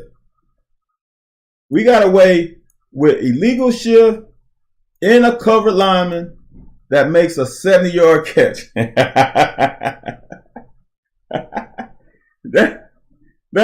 Now, who do you blame that on? Great play call number 3. Who's counting? Yeah, okay. Good. I'm gonna let you count, AJ. What makes this play so good and so hard to defend is when you create numbers on this side. Me as a linebacker thinking that they running over here, but they got numbers, right? They're not gonna run over here because the numbers are not as great. All right. Second thing, running back is weak. So if they're gonna run zone, they definitely coming to my side. So now you gotta have great eye discipline to get this. And I'm gonna tell you, most people won't. When this guy's your running back, and the way we like to control the ball and take the air out of the ball, you're gonna come up. The other thing is Caddis does a great job of coming to him a little bit and then releasing. See how he snuck out? Don't have to be great because he's reading this. His eyes in the backfield. He's taking all that eye candy. Now it's ball game.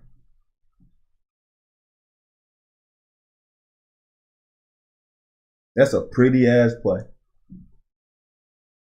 And here's a bad part about it. Did we not try to run that against Georgia? It was different. It was different. Right, AJ, he was reading run. All year, Louisville had bad eye discipline. See, that's the thing.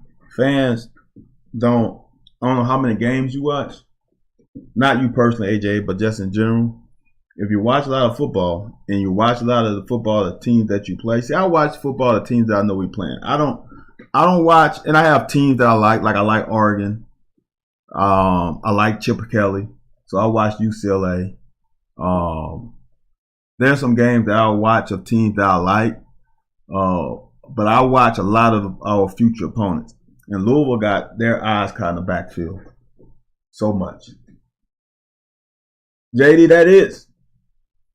And then there's a play later to Dingle that they run to Juszczyk, if I'm saying his name right. I know I'm saying it wrong, but it's all over when you execute though.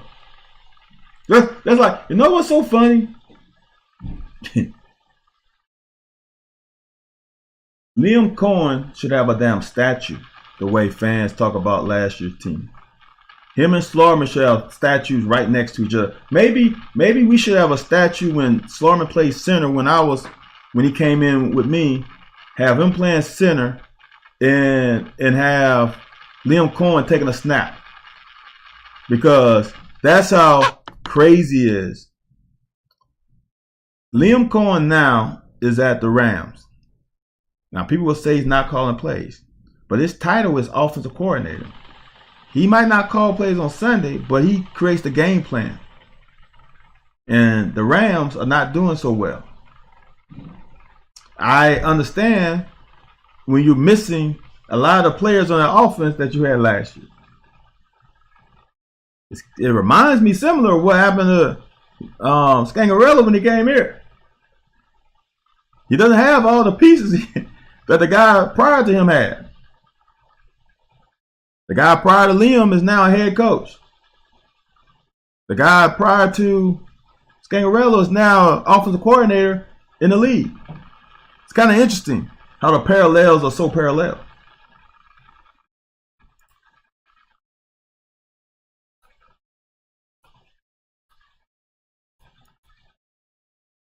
Now, watch the difference. Remember the last play where I said if he would have went by Cox, he pressed the hole. See how he presses the hole this time? Last time he would have cut back here.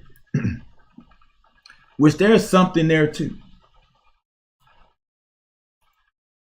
He pressed the hole, gets outside. Oh my God, he went outside. He actually went fucking out. This guy went outside. Why would you run C-Rod outside? It makes no sense. He's not fast enough. Oh, well, I think a quick 11 yards shows that he's plenty fast enough to get to the outside. Now, is he going to get to the outside and take it to the house? He ain't going to make house calls. But he would damn sure go outside the house and turn the light on for you. He's going to get to the mailbox. Watch the blocking.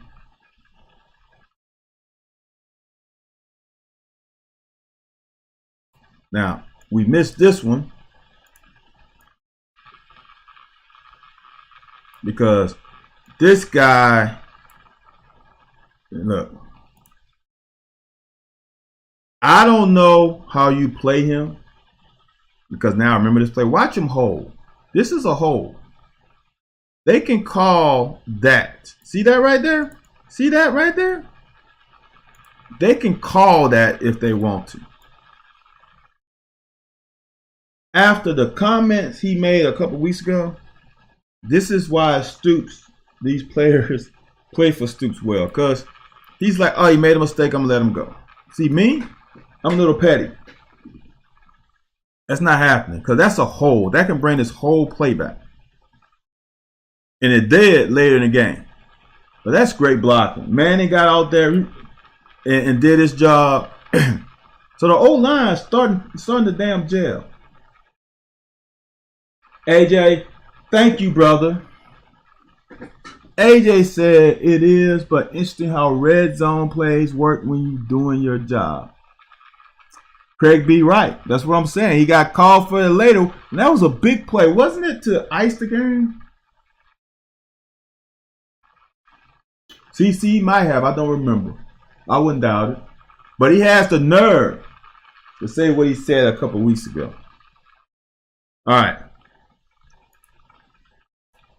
This guy had all the potential.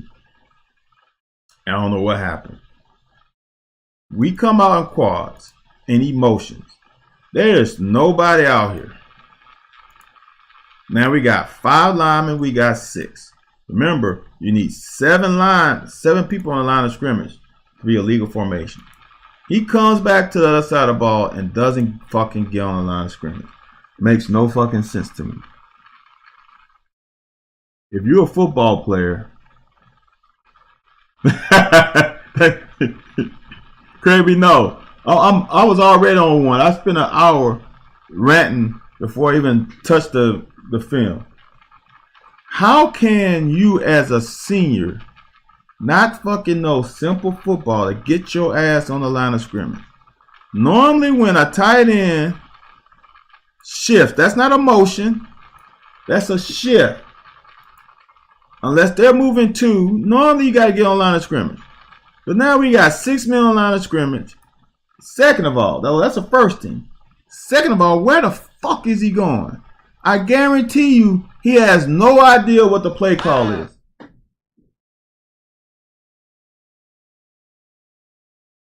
I guarantee you he has no idea what the play call. I guarantee you during the week or during this year he's been fucking pouting his ass off. I guarantee you he hasn't been in this damn playbook all year. He wonder why he's not getting playing time. Because when your ass gets in the game, you fucking cause us a touchdown. Now, luckily, we're able to get it. But you not only not on the line of scrimmage, you have no idea what the fucking play is. You have none. You zero. I don't know what the play is, but I guarantee you he ain't supposed to wide release and seal here. I guarantee you that. We ain't got nothing coming out here.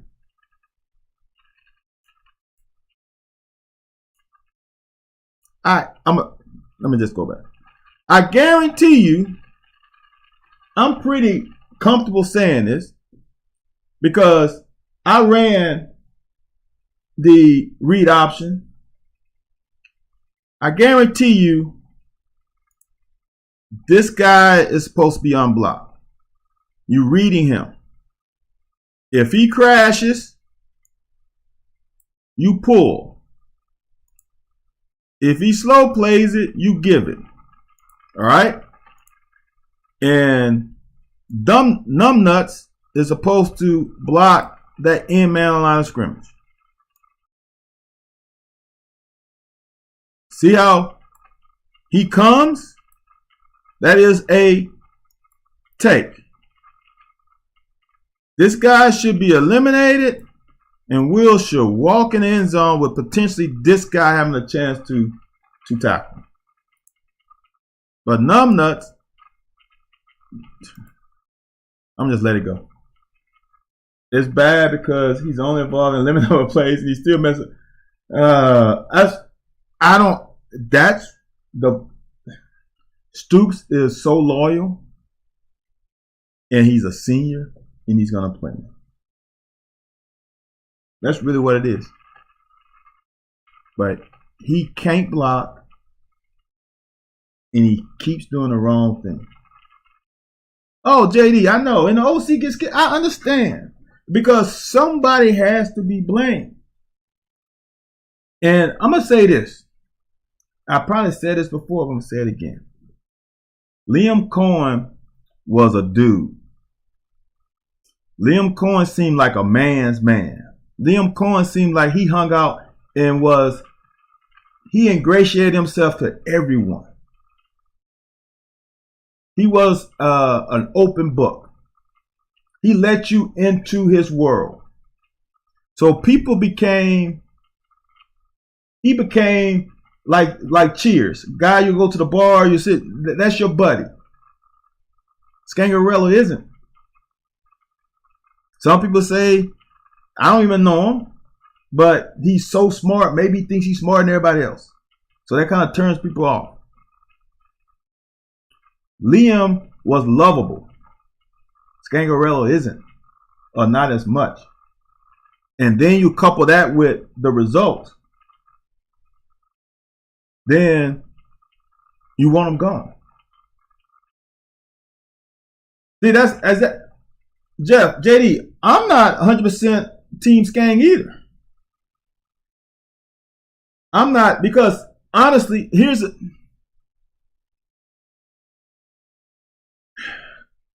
he does. He is a little bit like Daniels a little bit.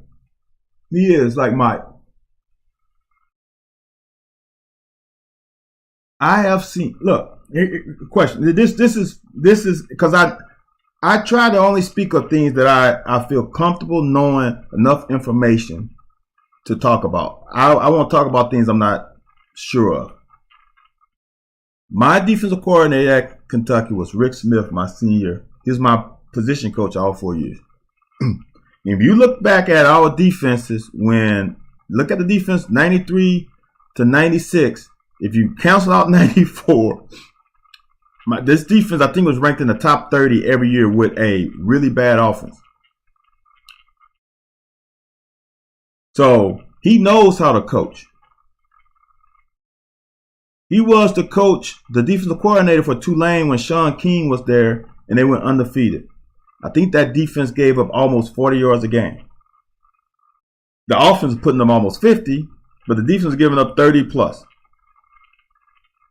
So, do you think he forgot how to coach? Do you think he can't coach defense? Do you think his play calls are not good when he has called plays for multiple schools and were really, really good? Or as I went, because I went there, I'm like, Coach, what's going on? It's like, look, I got what I got.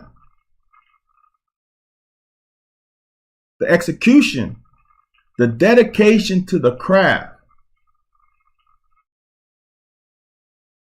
the dedication and commitment to the craft and talent level wasn't quite there. But they played well enough to go undefeated. But his defense wasn't as great. Not because of him. Trust me, the guy can fucking call a defensive game. The guy knows more than I can imagine. I can't even hold. I can't hold his jock strap. He knows so much. And that guy was giving up. His defense was giving up almost 40 points a game. It was 30 something.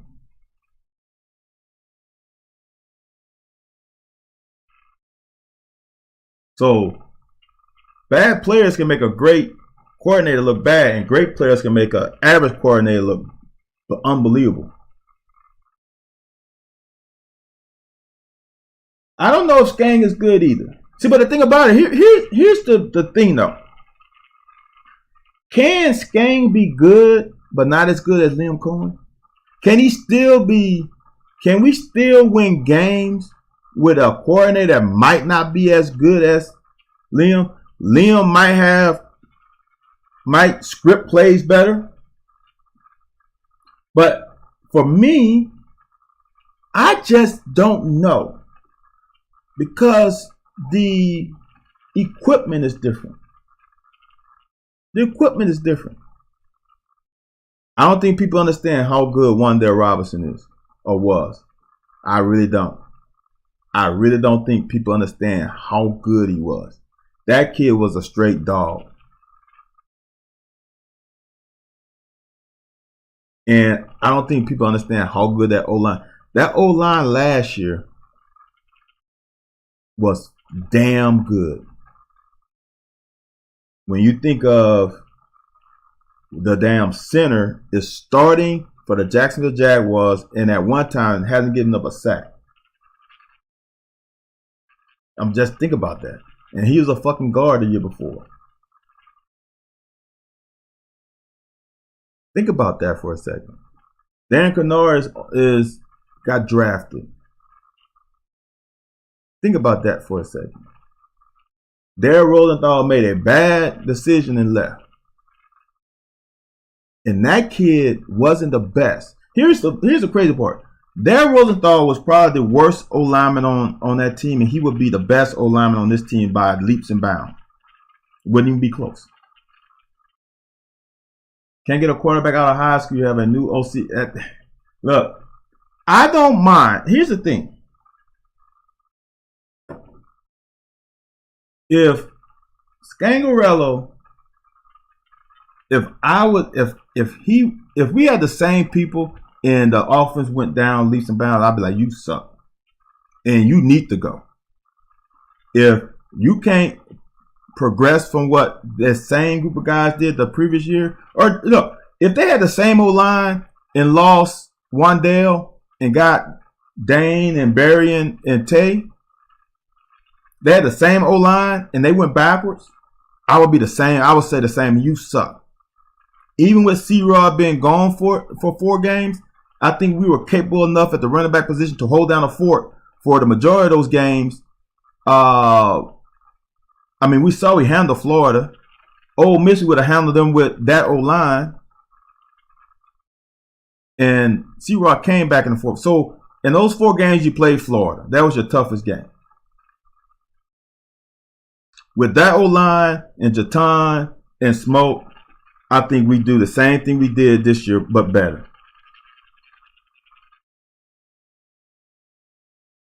The pass pros are ridiculous.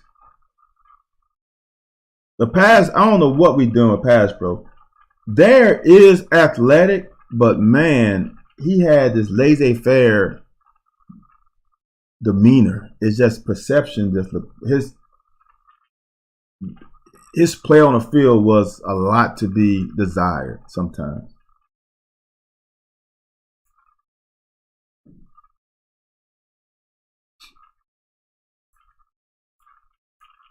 Where should this play go?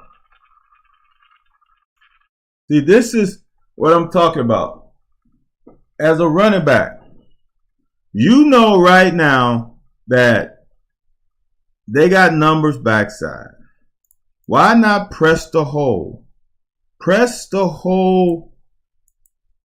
Press the hole. Especially with you. Derek took all the plays off. That guy can't one-arm tackle you. You know that. You're going to bounce right into guys. Press this hole. He could have pressed it and then maybe cut back, but he would have got 2 to 3 yards. You bounced it on your own. That wasn't where the play is. You can see it here. The play is supposed to go here or here, depending on how the defense reacts. And when this guy across, when they watch that guy across, the hole is probably here. See that? The hole is more here. Here. He wouldn't score, but we get more out of it. The good thing about Wan'Dale was with Liam was my formation, Wan'Dale ability to separate coverage, will slow ability to read defense. Flax was, I've seen when Flax was when Flax is good, Flax is good. When Flax is bad, he's horrible. All right. This is play design. All right. Play design 101. You want, especially against this group of defense, where they are reactionary off top. You motion. Know what that is? That's eye candy going this way. Then you run read zone. Zone read. You're going to influence these linebackers that way. And what that does is open up a nice window for the slant. Watch. Watch what the linebackers do. He's flowing now. What that does now, it opens up. It opens up from the top of the numbers all the way to the hash. I think that's like 10 yards of space. Good. The better thing about this is Dane Key, even though I don't know if he did on purpose, putting his body in between shielding and allowing Will to throw it into the gut. But here's wide receiver 101. Man, will you be able to attend the bowl game? Kendrick, I don't know, brother. I have a saying that I'm only going to Florida for bowl games because Nashville is too crazy weather-wise. I don't know yet. All right. Wide receiver 101, brother. Wide receiver 101. This is, I'm sure, I shouldn't. Deion Sanders is the icon and the idol of most DBs during my era.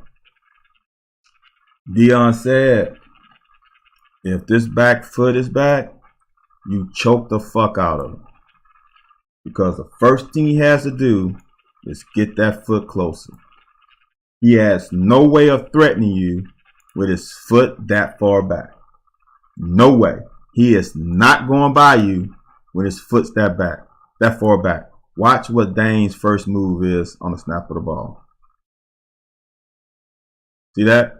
If this guy's up on him because his foot's back and he just chokes the fuck out of him, this play is dead. Look at what he's got to do.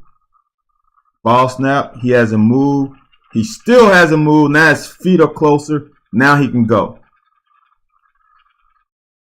Think about that. Choke the fuck. He can't. So that's one. Here's another one of Deion's rules. See, this is why some of these young cats gotta go back and look at some of the best, like Darrell Green and Rod Woodson. Now there's guys before them, but for me, you can get tape on these guys. You get tape. The guys I'm talking about, I can rarely get tapes, but I can ask for a tape, and sometimes I can get it. If this guy is up here on the line of scrimmage, instead of being fucking scared, this play is null and void. All right, I forgot the other thing Deion says. If his hands are down, his throat's wide open. So he's got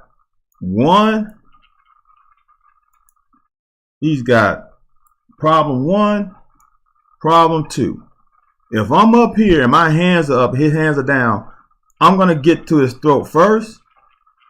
And because he's got to bring his feet together, I might drive him to the fucking sideline because he's going to be off balance by the time I hit him. Just little word of wise to wide receivers. Watching the great ones. Their feet are never this fucking far apart. Especially in press man. Now, you might be able to get away with it when they're in zone. But first thing he's got to do is gather. Now, he hasn't gained any progress until he's still the same spot. That's the first step forward. That is his first step forward right there. Now, other thing. I'm getting my high school corners better at this. Is fucking be patient. Here's the deal. This is clinic time. Here's the deal. Because I played quarterback. The hardest throw is the fade. All right. The easiest throw is anything across your face. Because it's a shorter throw and it's right in your face. Easier. This is a timing touch. You got to be perfect. Even on the back shoulder fade, you still got to be, your margin of error is smaller. The easiest pass is anything across the middle. So now I'm going to get on defensive back now. Why? And here's the other thing. You only got 20 yards to cover. There's no reason to bail right there. There's no reason. All right. So that's, now we get a little clinic action. Okay. So now the other thing is, as a corner, when he goes inside and you keep this hand on him, you lock this hip. Now, it's hard for you to rotate. He does a good job. He gets his hand off. Let him go above you. He's still in front of you. You still should stay inside and be patient. Let him get even with you before you get aggressive to cut him off. He lets that fake get him, and he tries to choke him too late. But he does do a good job of getting that inside hand off and ride him. So see how he doesn't lock his hips? Because he got this hand off him pretty quickly. If the hand stays there, he locked hip. But since he got it off and now he jams with his right hand, he's fine. But Dane does a good job of just getting in between him and the ball. Now all Will's got to do is just lay it in his belly. That's touchdown. Now, the nuance with that is very nuanced. If that makes sense. So I know AJ, I thought was keeping tall. I think he said he stopped at 4. This is a great play call because he manipulated the defense with the motion in the zone read this way to get everybody to flow here to open up that window. Just little things. Great pitch and catch.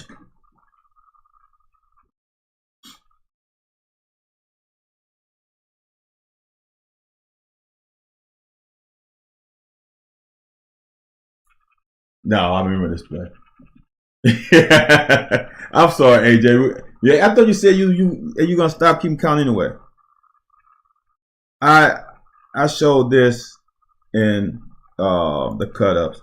Now I guess if they're gonna not call that holding on Crowder's, but the Crowder's one wasn't as obvious because this should be, dude. How do you miss that blatant hold on Jock? Dude, that is blatant. Here's the bad part about it. You know something is weird when you got a linebacker that comes into the hole and doesn't even touch the running back. Like, he doesn't even touch him. There's a reason why he didn't touch him. Still saying he need to be here. If I'll see AJ. It's just too cold. You know what? I might. You know what I might do? I might come down for the festivities and might not go to the game. I'll think about that. That is a blatant hole, dude. This guy's in the hole. Now, I know you can't call block in the back, I think, between the tackles, really. But then that's a block in the back. Come on, man. Give me something.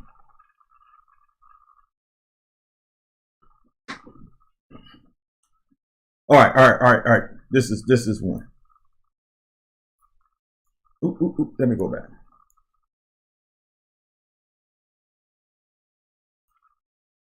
This is the advantage of running the wild zone.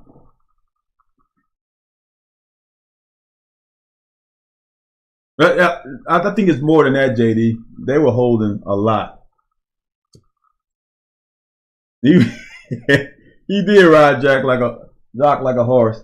No bullshit. It was 60 here last year around Christmas, at least tailgate. I'll see. Is the dome really coming? Is that serious? In Nashville? Alright, guys, this is what I want y'all to see. This is the advantage of running a wide zone. They running this like they would run if they was running a run play. So as a defense, you don't know if it's run or pass. You don't know. Because that caravan looks the same if it's a run or a pass. So now you can boot, and people are asking for boots. You know what you can boot easily off of? The fucking wide zone fake. This is a stellar job by Jordan Wright. That's what stops this, because he's butt naked open because of the wide zone fake. See that? See how open he is? Huh. See, if they do that, we all good. Hopefully we don't go back to the Music City Bowl. Hopefully we continue to go to Florida.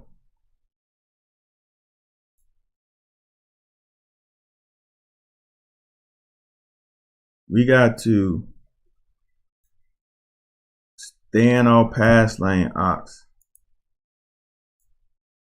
You come under, and now they washed us. And now you forcing Square to come out of his zone and make this tackle where he's got 30 plus yards to run away from him. Jeff, I've never had my feel of watching a game in 37-degree weather. Now, I've played my share, and I know damn well I'm not going to sit in it. When it was hard to play in it, I can't imagine sitting still in it. And I don't drink, so I can't warm myself up with the spirits. That's a pretty good open field tackle by Square. I honestly don't think he got it, but they gave it to him.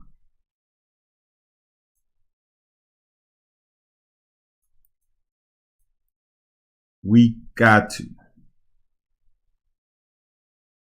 When you fill every gap, you gotta make that. But as I can't do it, AJ. I'm sorry, dude. Like JD said, is that not a hole? He's riding Podion. Is that not a hole? All right. Justin's got to make that tackle. He does a good job standing up that center. He's on a one-on-one block. And you got to make that tackle on a one-on-one block. Their running backs were better than I gave them credit for. Rodgers got a bench press and one-on-one block. He's in his right gap. He's got to make that tackle. He just got to make that one. I think this is Square got washed. Can't remember who this is. He needs to not get washed across the ball, because if he's not washed, he's outside over there. Oh, that's Jock.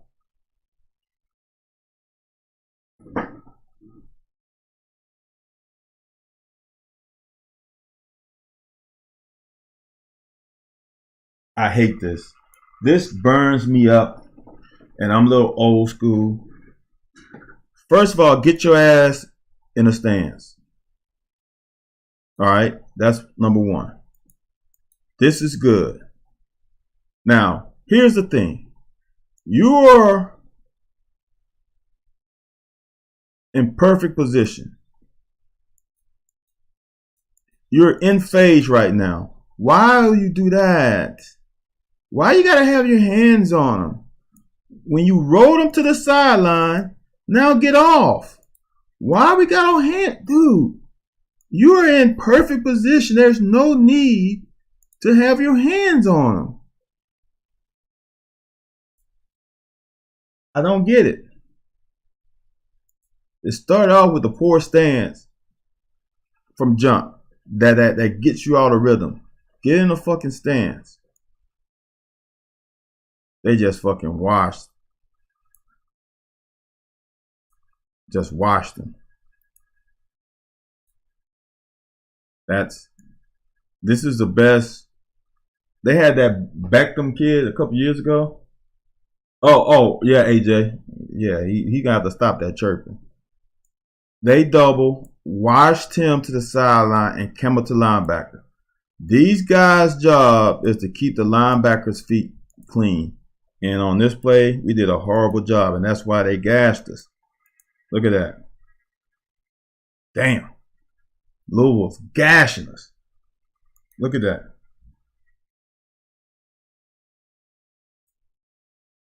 That hole is huge. Now, square hole should have been from here to here. Now it's from there to there. Got a lineman coming at him.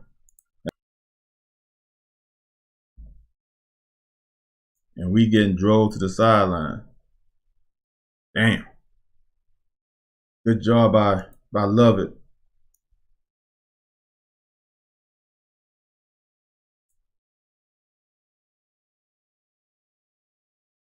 Good job by Lovett not coming.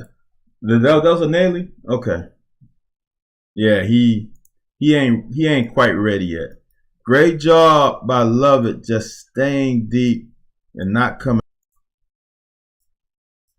I think Louisville thought moves on Carrington because of how he fucking played. No, AJ, I think Jock actually did. See, we can go back since we just here. We are already gonna be here 3 hours. That's not on Jock because here's the reason why. He also has to respect that action. He's got to respect that jet sweep. See that? Jet sweep and quarterback here, he's got to respect that. These guys have to handle this side of the ball.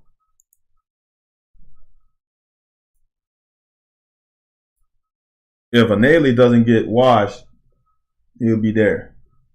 Yeah, the backups didn't hold up great, JD. Some of them didn't.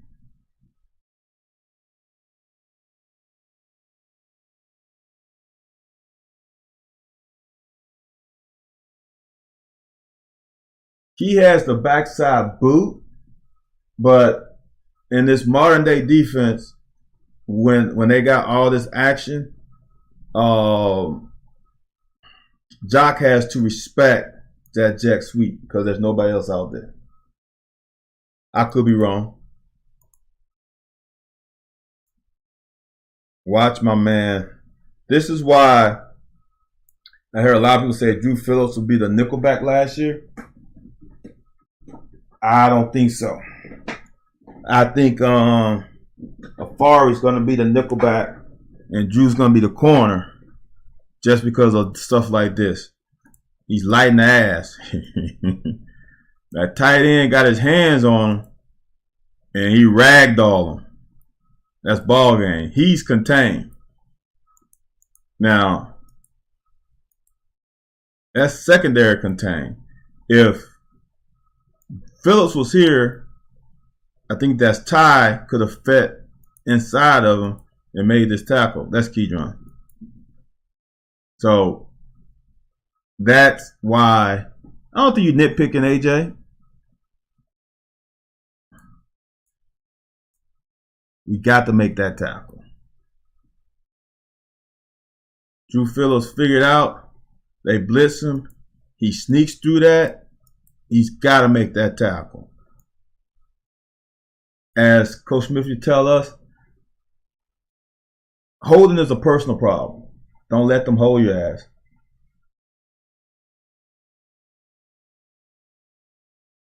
Got to make that one. This is great job by Wright. It's going to bail out on me. This program doesn't like to be held for this long.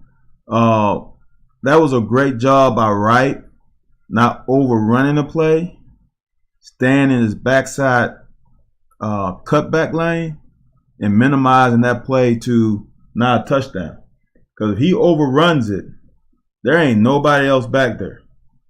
but a safety. And that safety is probably 12 or 13 yards deep. And that's out the house. So that was a great job by Jordan Wright of doing his job. That's what I mean by doing your job. Jordan Wright,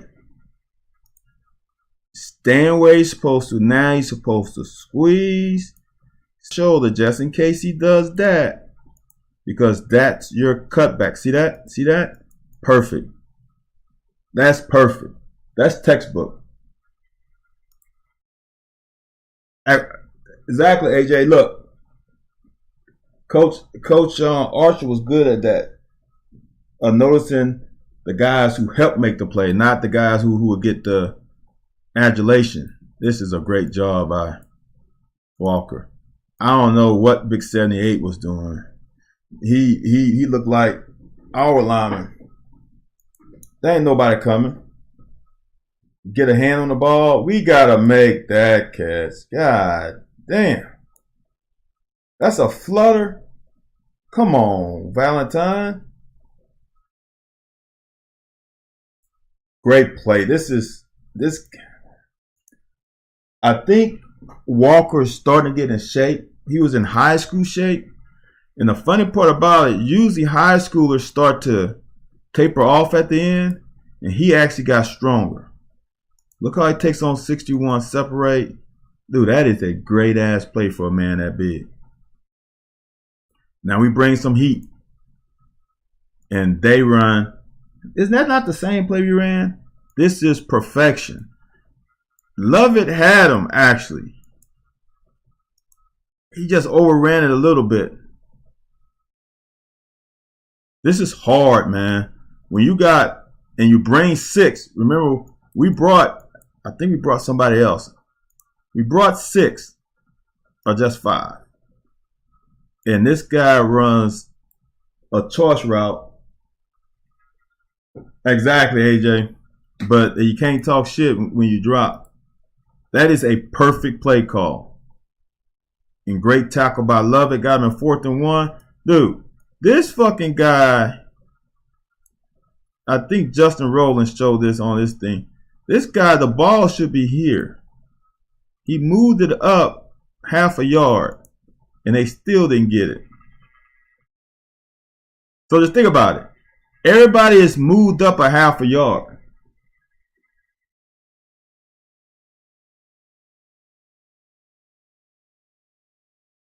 Exactly, Suncat. You gotta. There's so many things that goes into a play that if everybody does their job, and the thing about it, when everybody does their job, right? It doesn't mean the player is going to score a touchdown. All it does is that play has a chance to be successful. Now the hard part about it, that the guys on the other side of the ball are on scholarship too. If they execute a little bit better than you, then your play might only gain 2 yards. But here's the deal. That's what I want people to understand. If you get into 3rd and 6, like I said earlier, you can run up pass, and that makes it hard on the defense. It makes it hard on the defense. Didn't Corey Peters put us in on probation though, JD? Isn't he the damn culprit? Isn't that the Hal Mummy guy from Memphis? I'm just saying. So that's a great tackle by Lovett that allowed Jock to do that. That is textbook, dude. Shoot the gap. When that guard blocks down, or that tackle blocks down, you shoot the gap because you know someone's coming. So either you're going to create a pile, and then he's going to have to bounce it, and then you got him outside, or you're going to shoot the gap and make the play. And he shot the gap, no one there. He's free. Great tackle. We get the ball. Damn, 420? Shit. I just don't like the fact that he got us in trouble. But he wasn't he a first round pick? Is that the one the Jets picked up? Oh, this is probably one of my favorite plays. And it showed Will's patience, because Dingo gets held up at the line of scrimmage before he can get out. Who was the guy that was drafted by the Jets? I thought that got us in trouble. I thought it was him. I don't know who it is then. This is great play call number 6.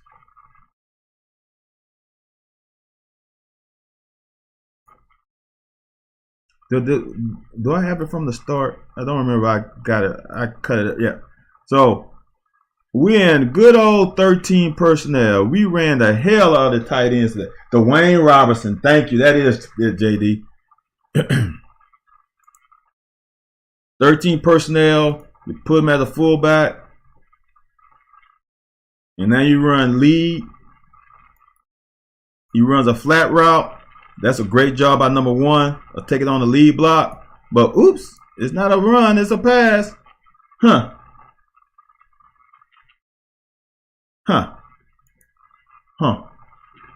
I think that's a damn good play call.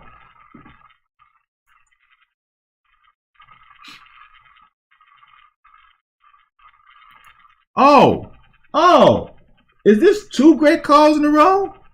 Look what we do.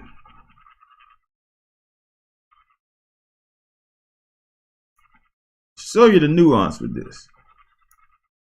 I don't know if you guys remember early in the game,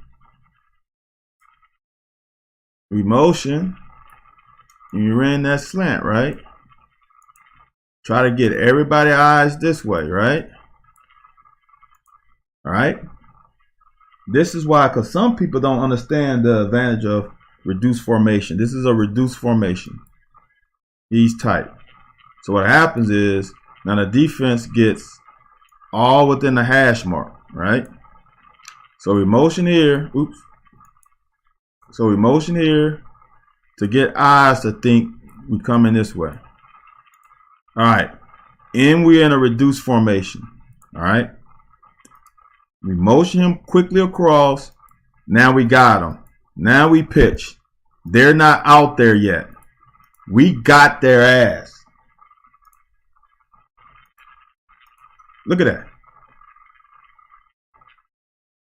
And you can get 7-8 yards on first down. Look at that. Seal. Pull. Now we don't do the best job of blocking it. But look at the space. If down Burton makes that, I mean not Burton, who is this? If Horsey makes a better block here, if he makes a better block there, I think we get a better chance to get here. But Louisville does have some speed over there, but then they overrun it.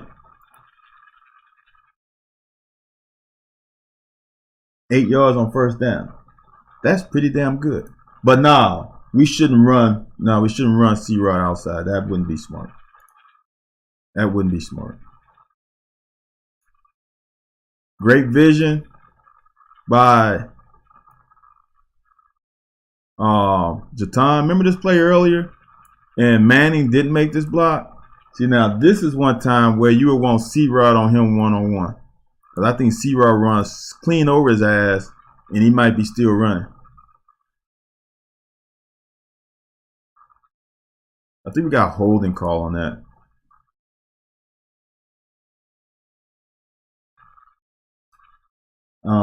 Some people will say, why would we throw that ball? But then some people say, why are we not taking more deep shots? Well, damn, which one is it? Do you want to take deep shots or not? This is obvious hole. This is another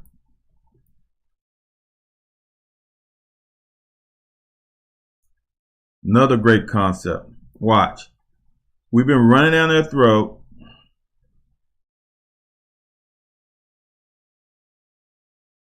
Now, I don't know. Well, I was going to say something, but that's not true. We got their ass at a holding call. We get a first down.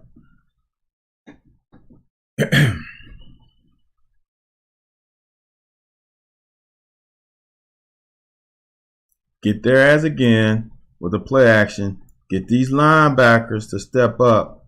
And now we got all this room behind them.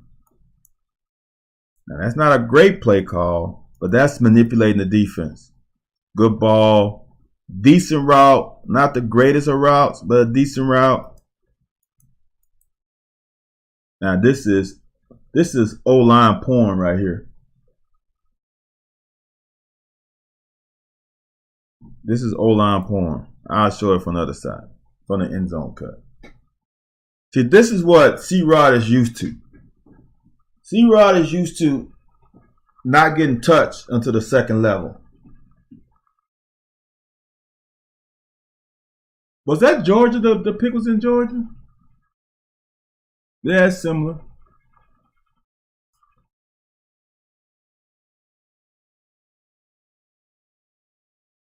I'm going to say this is where I see them progressing. Although Burton still gets his head out over his skis.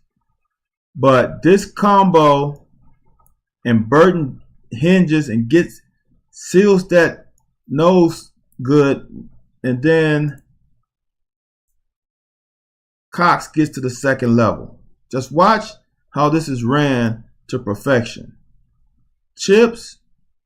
See how he got that lineman shoulder, that defensive lineman shoulder? That allows Burton to seal.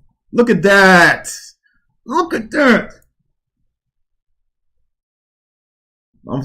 I just got excited. Look at that. I don't think you guys understand how much of a difference. We couldn't have done this 3 weeks ago. Good chip by Cox. Then Burton is able to swing his hips and seal him and allow us to get on the linebacker. Look at that seal. That's done.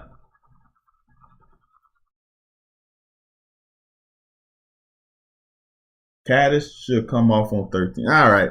Suncat, now you're bringing a downer on a great pass. I'm not going to talk about that. And now we get a good lead, and look at the freaking hole.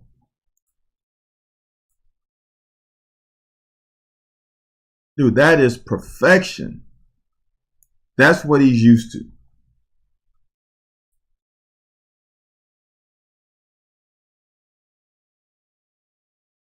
That's how he has so many yards. Because a lot of time, and here's the crazy part. If you really look at the numbers, C-Rod really doesn't have that many carries. Thank you, CC. Let us feel happy for one play. You look at the numbers, C-Rod carries are not that high. He's had the advantage of playing with such a great O-line for so long that most of the times, this year, I'm going to say this year he earned every fucking yard. Because on every time he touched the ball, he's pretty much hit behind the line of scrimmage. All right, this play fucking kills me. This play burns me up as a quarterback because right now I'm salivating. I'm salivating pre-snap. Okay? Because I see what they're doing. They're in man. But this is a zone beater, a man beater. All right? Right when Dingo goes across and this guy expands, I know I'm going to win this. I know I'm winning this right now. I don't care if the guy guarding him is Deion Sanders. He has no shot. All right. Right now, I know they're in man when he expands. Okay? I'm going to run a clear out. I'm going to run a flare. And I'm going to run a corner route. If they're in man, this guy has to guard the corner route. This guy right now is about 3 yards inside of Cummins. He's beat right now. He's beat right now. I am salivating as a quarterback. Okay, let me just get this snap. All right. Now, for all the shit that I've been saying about pass pro, about this O-line, these fuckers bring 6. And we block it to perfection. Look at that. We block 6. I mean, they bring 6. There ain't no leakage. Cummings is open. Why are we running away?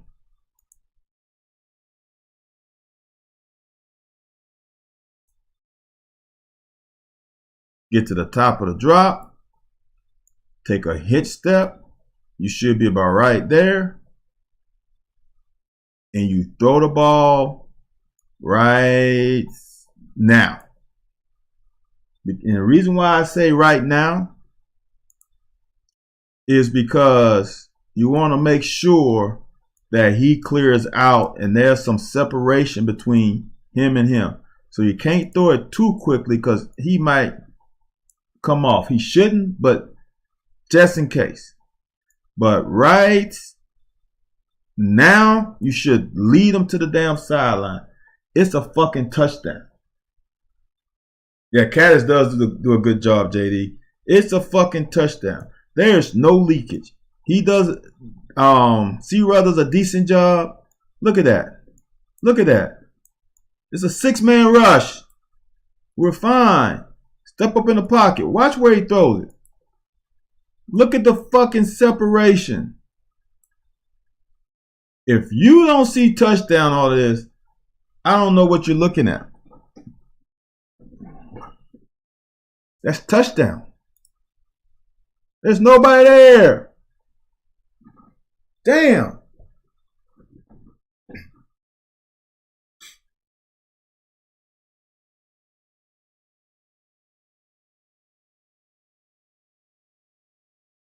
This is when I say your process is slow. When you got this cannon, you throw the ball to Barry and Brown right now. He's looking over there. You throw it to him right now. Get the ball to him. If he throws it right now, let's say Barry and Brown gets nothing. It's 4th and inches. We go for it.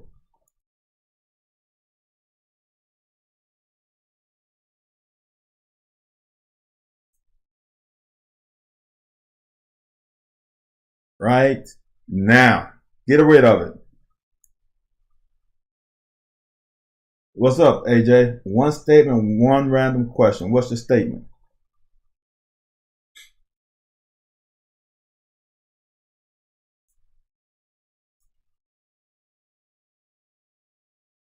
I don't know why they let him go. Maybe because Dion was whipping their ass so much.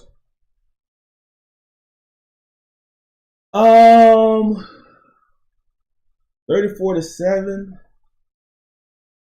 What was the final score? 13 to 26.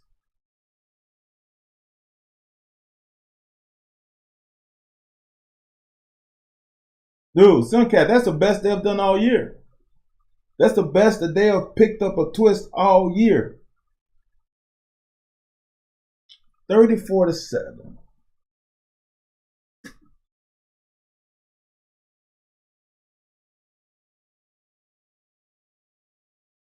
What was the final score? I want to 13. So they scored twice. They scored 2 touchdowns. I'm gonna say 34-10. I'm gonna say no. We had 26.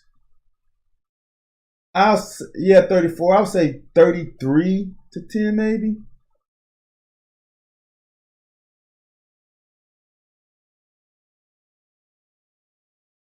Look, dude.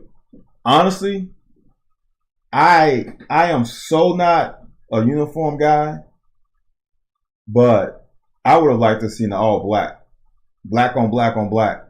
That would have been tight in my opinion. But I'm not uniforms don't mean shit to me. If you looked at the uniform we wore, but that black helmet, you would have went blacks. That would have been cool. Yeah, that's why I say. Reason why I say 10 because Satterfield went for it on that 4th and 1. He should have kicked the field goal, and they scored that one before half. So I'm gonna give them 10 points. So I'm definitely gonna give them 10. Yeah, that second touch, that was a great play. That was a great catch. But yeah. I'm gonna get up on that scoop and score because that's the worst fucking scoop I think I've seen in a long time. He shouldn't have. You don't scoop it like that. And I'll tell you when we get to it. Great pass rush, and they just let you go. Good coverage by Childress is man. Look, it's a problem. I don't know why this lineman came off of. I think that's right. That makes no sense. What are we gonna do at safety next year? Like I said, if Geiger comes back healthy, which I know he does. Well, first of all, Lovett he's got one spot. He's the starter. Lovett is the starter. You got Geiger, you got Childress, you got Vito, you got Afari. There's somebody else. Did somebody else get playing time this year? That's it. So you got 4 guys vying for one position. You got 4 guys vying for one position. It's going to be interesting. JJ didn't play baseball growing up. He damn sure didn't. Afar is a dude, man. He's a dude. I hope Weaver comes back too, because but here's the deal, people got to understand. Even with the NIL, right? There's some people who like school and there's some people who don't. Maybe he doesn't like school. And if that's the case, he's going to leave. If he likes school, he'll come back. I think he comes straight to that. See, Tyler, but I don't know. Because here's the deal. Here's the crazy part about football. If Geiger doesn't come back for spring, he missed this season and he's going to miss spring. That's a lot of reps for Childress. That's a lot of reps. It might be hard for him to beat Childress out. The same thing with Vito. Vito's missing a lot of reps. It's going to be hard for him to supplant some of these guys because they got reps. You come back, you're going to be a little rusty. So, but Jordan Lovett is in. You don't have 2 spots open. You got 1. So, it's going to be interesting, man.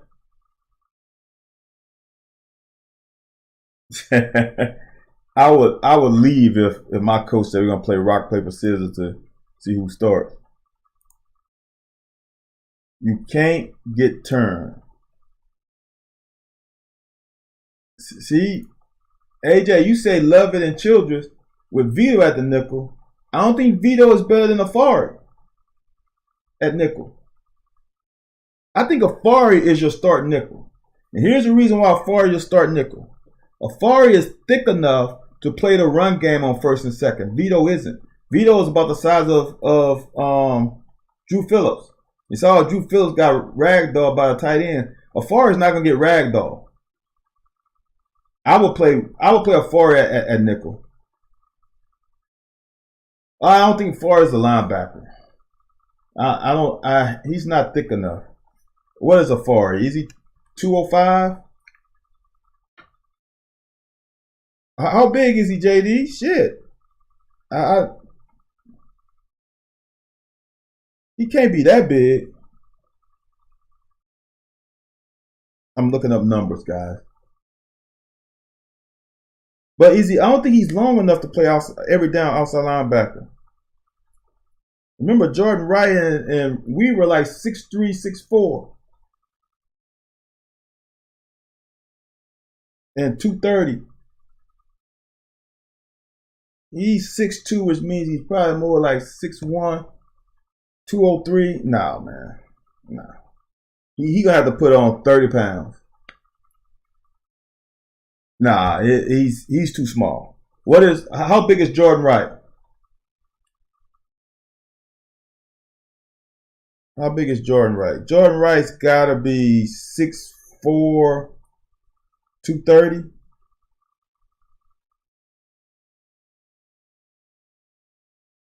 Let's see. Jordan Wright is 6'5", 230. Shit. Oh, so you think Afar is bigger than 6'2" and 203? JD?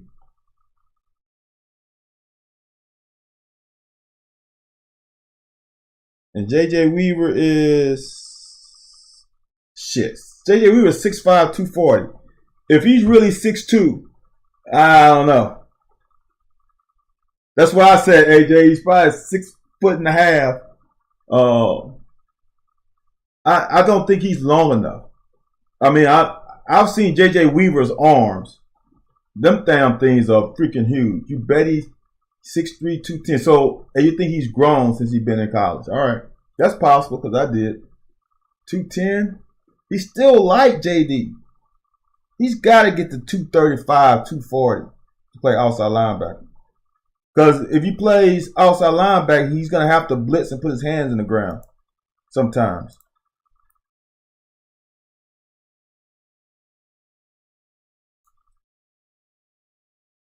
We can't run around a block. He just opened up the hole because he's sealed. And they double team him. This linebacker's got to come. When they double, you got to come. And we wait and they get to us.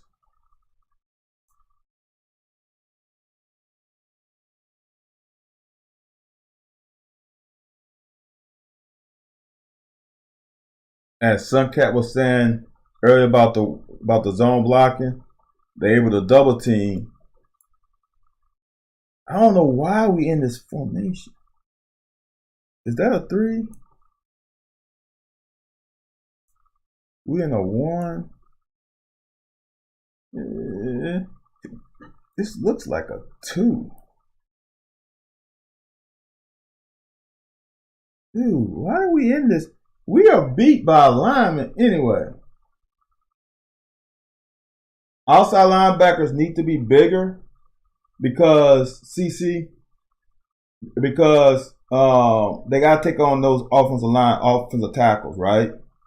And if a offensive lineman arms are longer than yours, you ain't gonna never win. So you gotta have long arms as an offensive linebacker. So in case you got to take on a block, you at least can separate and disengage. Once a lineman gets in your body, it's ball game. Suncat can tell you that.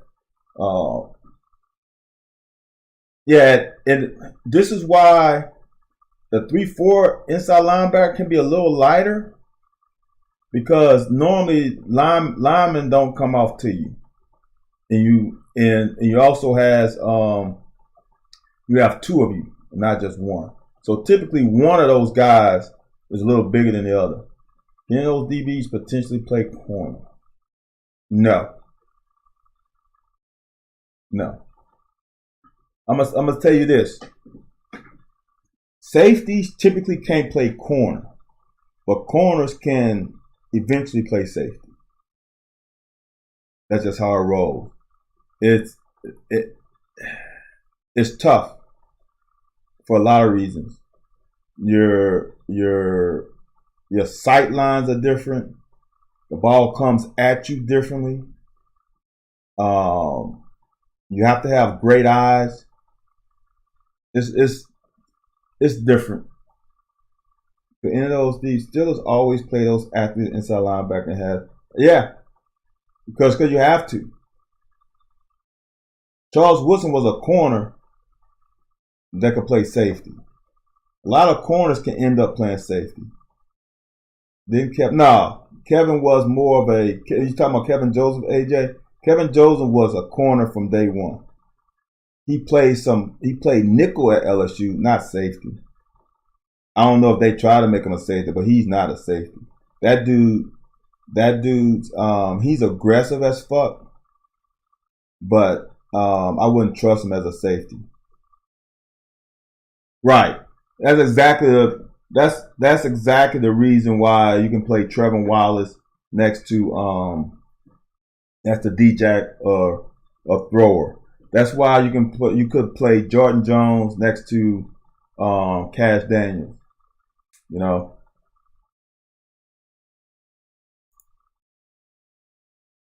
Looking at this again, we are fucked. Look at the space right there, just by alignment.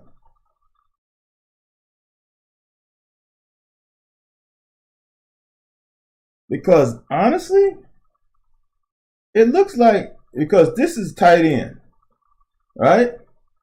So I want y'all to understand this just real quick.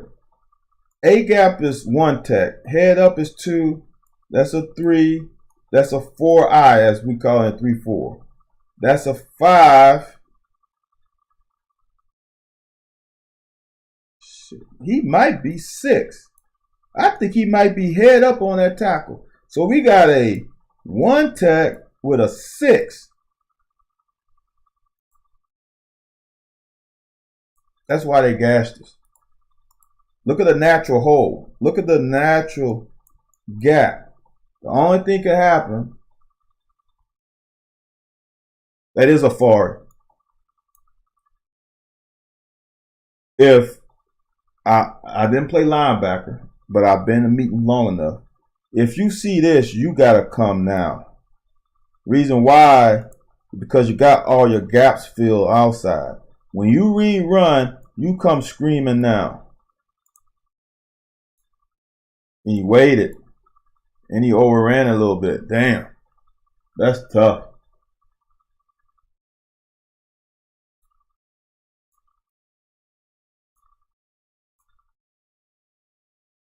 I don't know if this is a blitz. Because if it was a blitz, Deion Walker screwed up. Because it looks like we're doing a run blitz into the A gap. Deion Walker can't get washed across the A gap. That's a good tackle. I think that's Childress. It's a good damn tackle. Childress is balling, man. You know, it takes time for you to get comfortable in the new system. What a pickup. When Ty went down and Geiger went down, you know who this is? I think that's a Favre. I think this is a play where Favre gets to hit on quarterback. Dude, that's big time. That's him going against a starting tackle in the ACC. That's a true freshman. He actually, not good pass rush technique, but watch him disengage. See how he pulled him? Right about there, he pulled him down, then he went around. That's pretty damn good.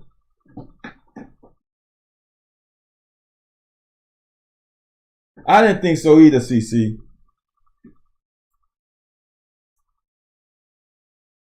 That's a good job by Favre not giving up. That's a motor, dude. 3rd and 6, gotta get off the field. Gotta get off the field. All right.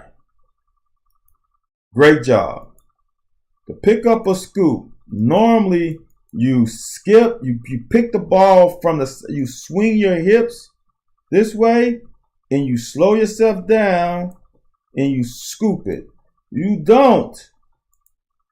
You're leaning forward, going full speed. You will never pick it up without falling. If you ever see guys pick it up, they always turn their body and pick it up sideways and then go score. This is horrible scoop technique. That's horrible. Anybody running full speed who bends at their hips at the ball in front of him, it's going to trip every time. I don't want to go engineering on you. But your center of gravity, your center of mass move from here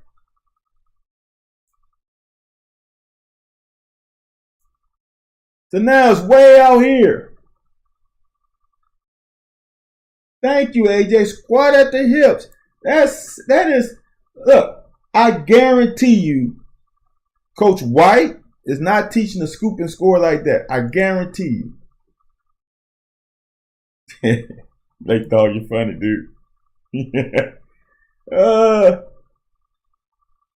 And honestly, this is not a very well-ran twist. Him and Dion does a good job, but Weaver doesn't. Dude, come on, man.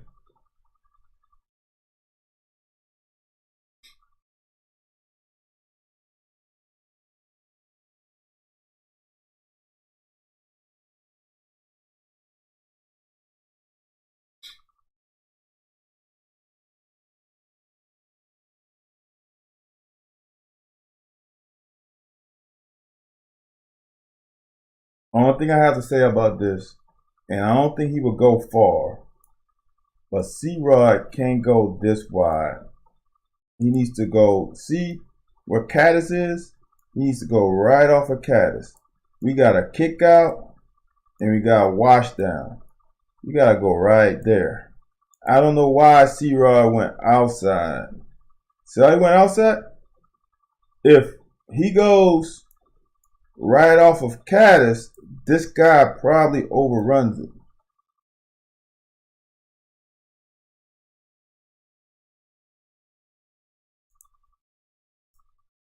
So he went outside. That's not. There's nobody. Look, we ain't got numbers out there. If you know the blocking scheme, right? We blocking down. We pin and pulling. It's not outside. Look at it. It's right off of Caddis. We can't block these two. You just ran into non-blockable guys.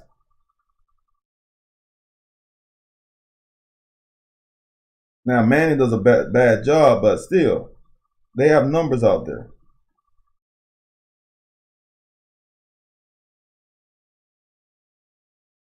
There's nobody open on this. There really isn't anybody open. Especially when you're reading, he's reading this side of the field. So anything over here is null and void.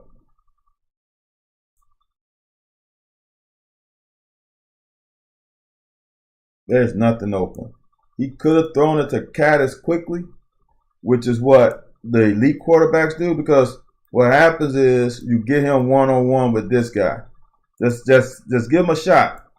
He wants to throw the dang key. Bad. But you got to come off a dang because this guy doesn't come up. You know what I'm saying? He stays back. So now Dane is X. This is why my explanation of the processor is slow. Because you go here. It ain't there X because of him. Let's go here. There's some cushion. Let me give him the ball. See if he can make a play. Maybe cut back inside and get a touchdown. You cannot stay on this guy more than right now. You gave him a chance. He's out. Then you come to the sideline. And with your arm, that's enough space. He's as a rocket. Don't do that, though.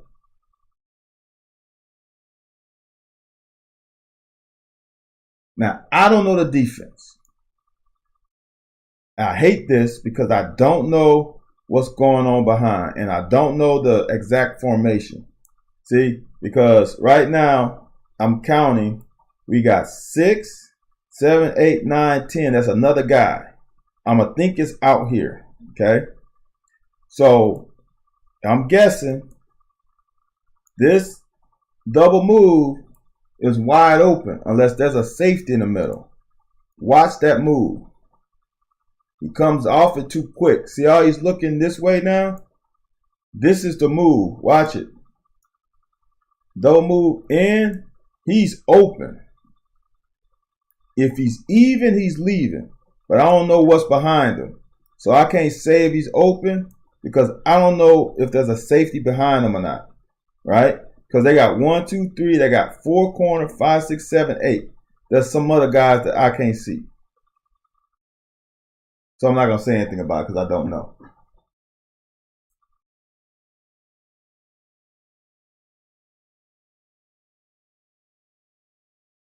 See how they run the zone and that fucker cuts back?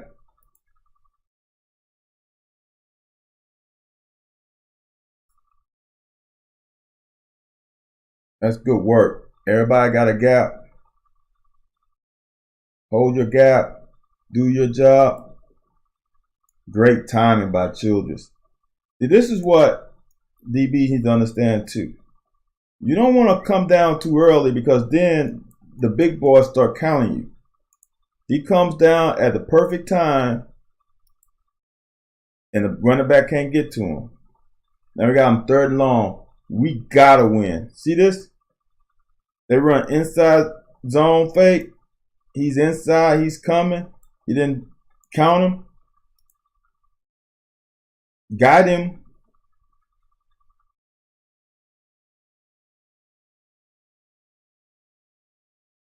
Now square, you just can't run around the block. Just get him down. DHY side and where? See, you guys know all the numbers. I have no idea what the numbers are.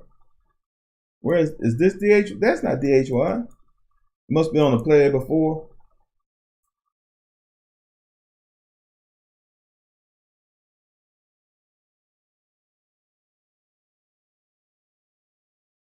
Now offense, we got to put a drive together.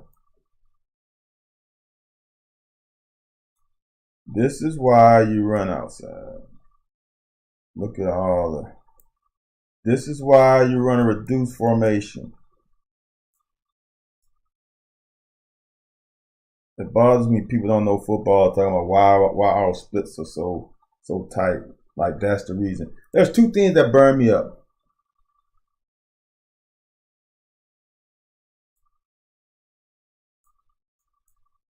I'm going back for JD. JD wants to see if DHY was in the game.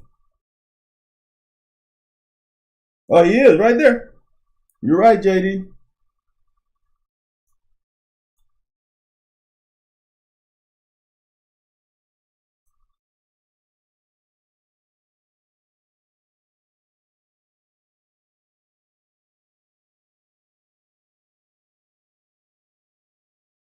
Other thing is, oh my God, the team knows exactly what we're gonna do with all the splits and this bullshit, man. It's no way. Now Barron's got to use his speed. That little right there was why he got tackled. Use your speed. You already had him outside. Okay, Lake Dog, you're right. There's more than 2 things. You're right.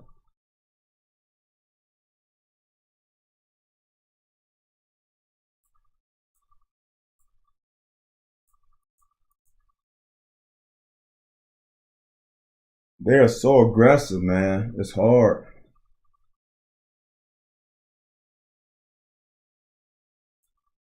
It's hard for people to understand that these guys are on scholarship too. They are going to win some. They're just going to win some. Where we got them, not ready, convert on 3rd down. Caddis is going to be a dude. Caddis is going to be a dude. Now, this is an RPO. I'm wondering why he pulled it. Because you should be reading this guy. And he didn't come. So I don't know why he pulled it. But that's an RPO. And this is why I know it's an RPO. Because all I gotta do is look at this guy. Watch what he does.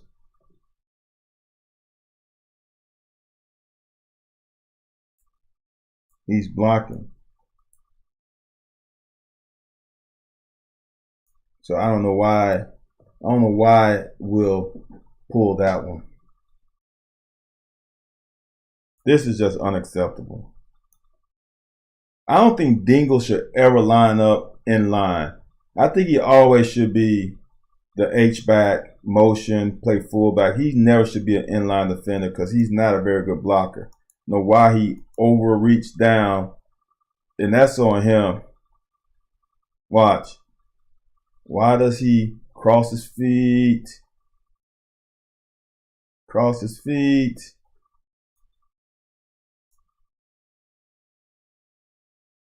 Not good. Not good at all.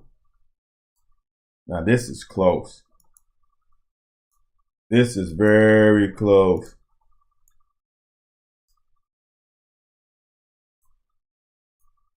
Watch. Watch.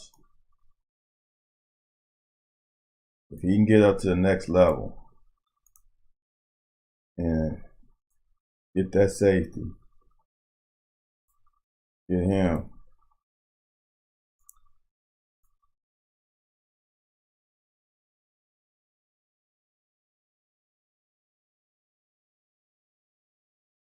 Yes, it does, JD. The sack. Wasn't that Wally that gave up that sack?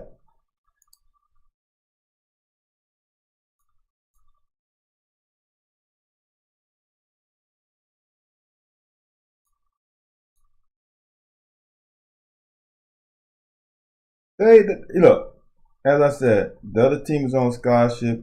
They put up a drive. This is a great play. This is Weaver snuffing this out. Yeah, you're right. Dingle chipping. Yep. This is doing your job. You're not going to make the play over here. Maintain your leverage. I wish you would have caught that. Then it would have been second and long.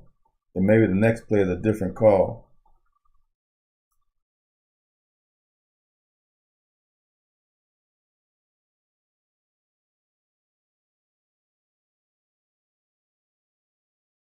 You got just too far up the field. You got to be here shuffling in case he takes it. But this is just a good play call. So they started gashing us a little bit on the run game. Try to do a double move on Valentine. Not happening tonight. That's good defense on 3rd and 1. Now this is a damn good play call. This is ridiculous. You get all this action this way on 3rd and 1, and you know they're trying to potentially just get that 1 yard. And you bring this guy all the way from the other side of formation. That's extremely difficult. Thank God he slipped. Now, I don't know if they're in man or zone, but for him to go across the formation, you're just not going to recognize him. That's just difficult. That's a great play call. That's a 2-point conversion play call. Now, this is, as Coach Smith used to say, if you're going to do this shit, you better make a play. Valentine can't come under this block because now, like I've said many times before, it's 9 yards from here to the side. Now you got to make him cover so much more ground than if you were here and made him cut inside. But he made a play and got a penalty for blocking the back. So I'll take it. If you make a play, you make a play. I don't want to take the playmaking ability away from you. Where is contained? Where is contained? Why does Weaver come inside? Where is contained? Did he think that was a twist stunt? That's horrible. Again, they just made a play. Made my man love it. The highlight film. Whoa. I just sit. This MFer has 12 rushes, 94 yards. almost 8-yard average in the first half. Not very good.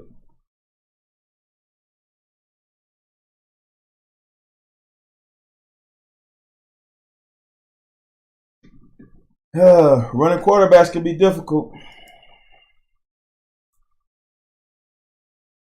The face mask on this play, right? Yeah, the face mask on this play hurts. Yeah, the second half, they got nothing. But this face mask hurts. All right? The reason why, because you get 8 yards. And there's only 43 seconds left.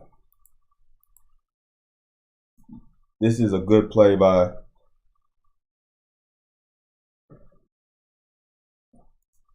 That's a good play. Good block. We got a strain. Don't overrun it.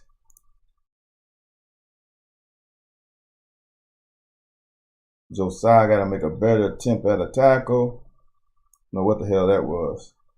So we gave up 7. But honestly, the score could have been 17-10 because they went for it on 4.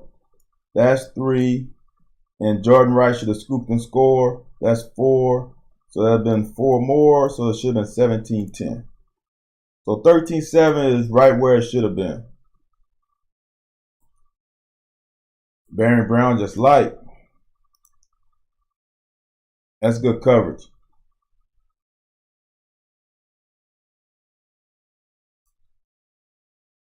Got him.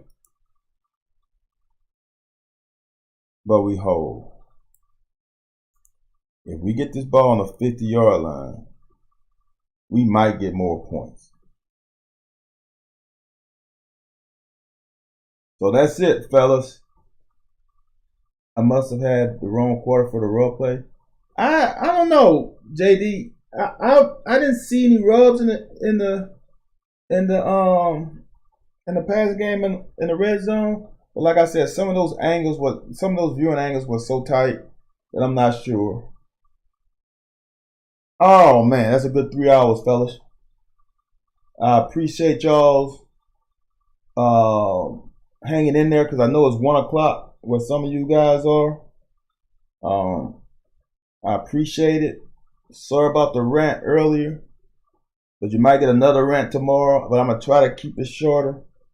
You guys have a good rest of your morning, and I will see y'all, I guess, tomorrow. I'm out.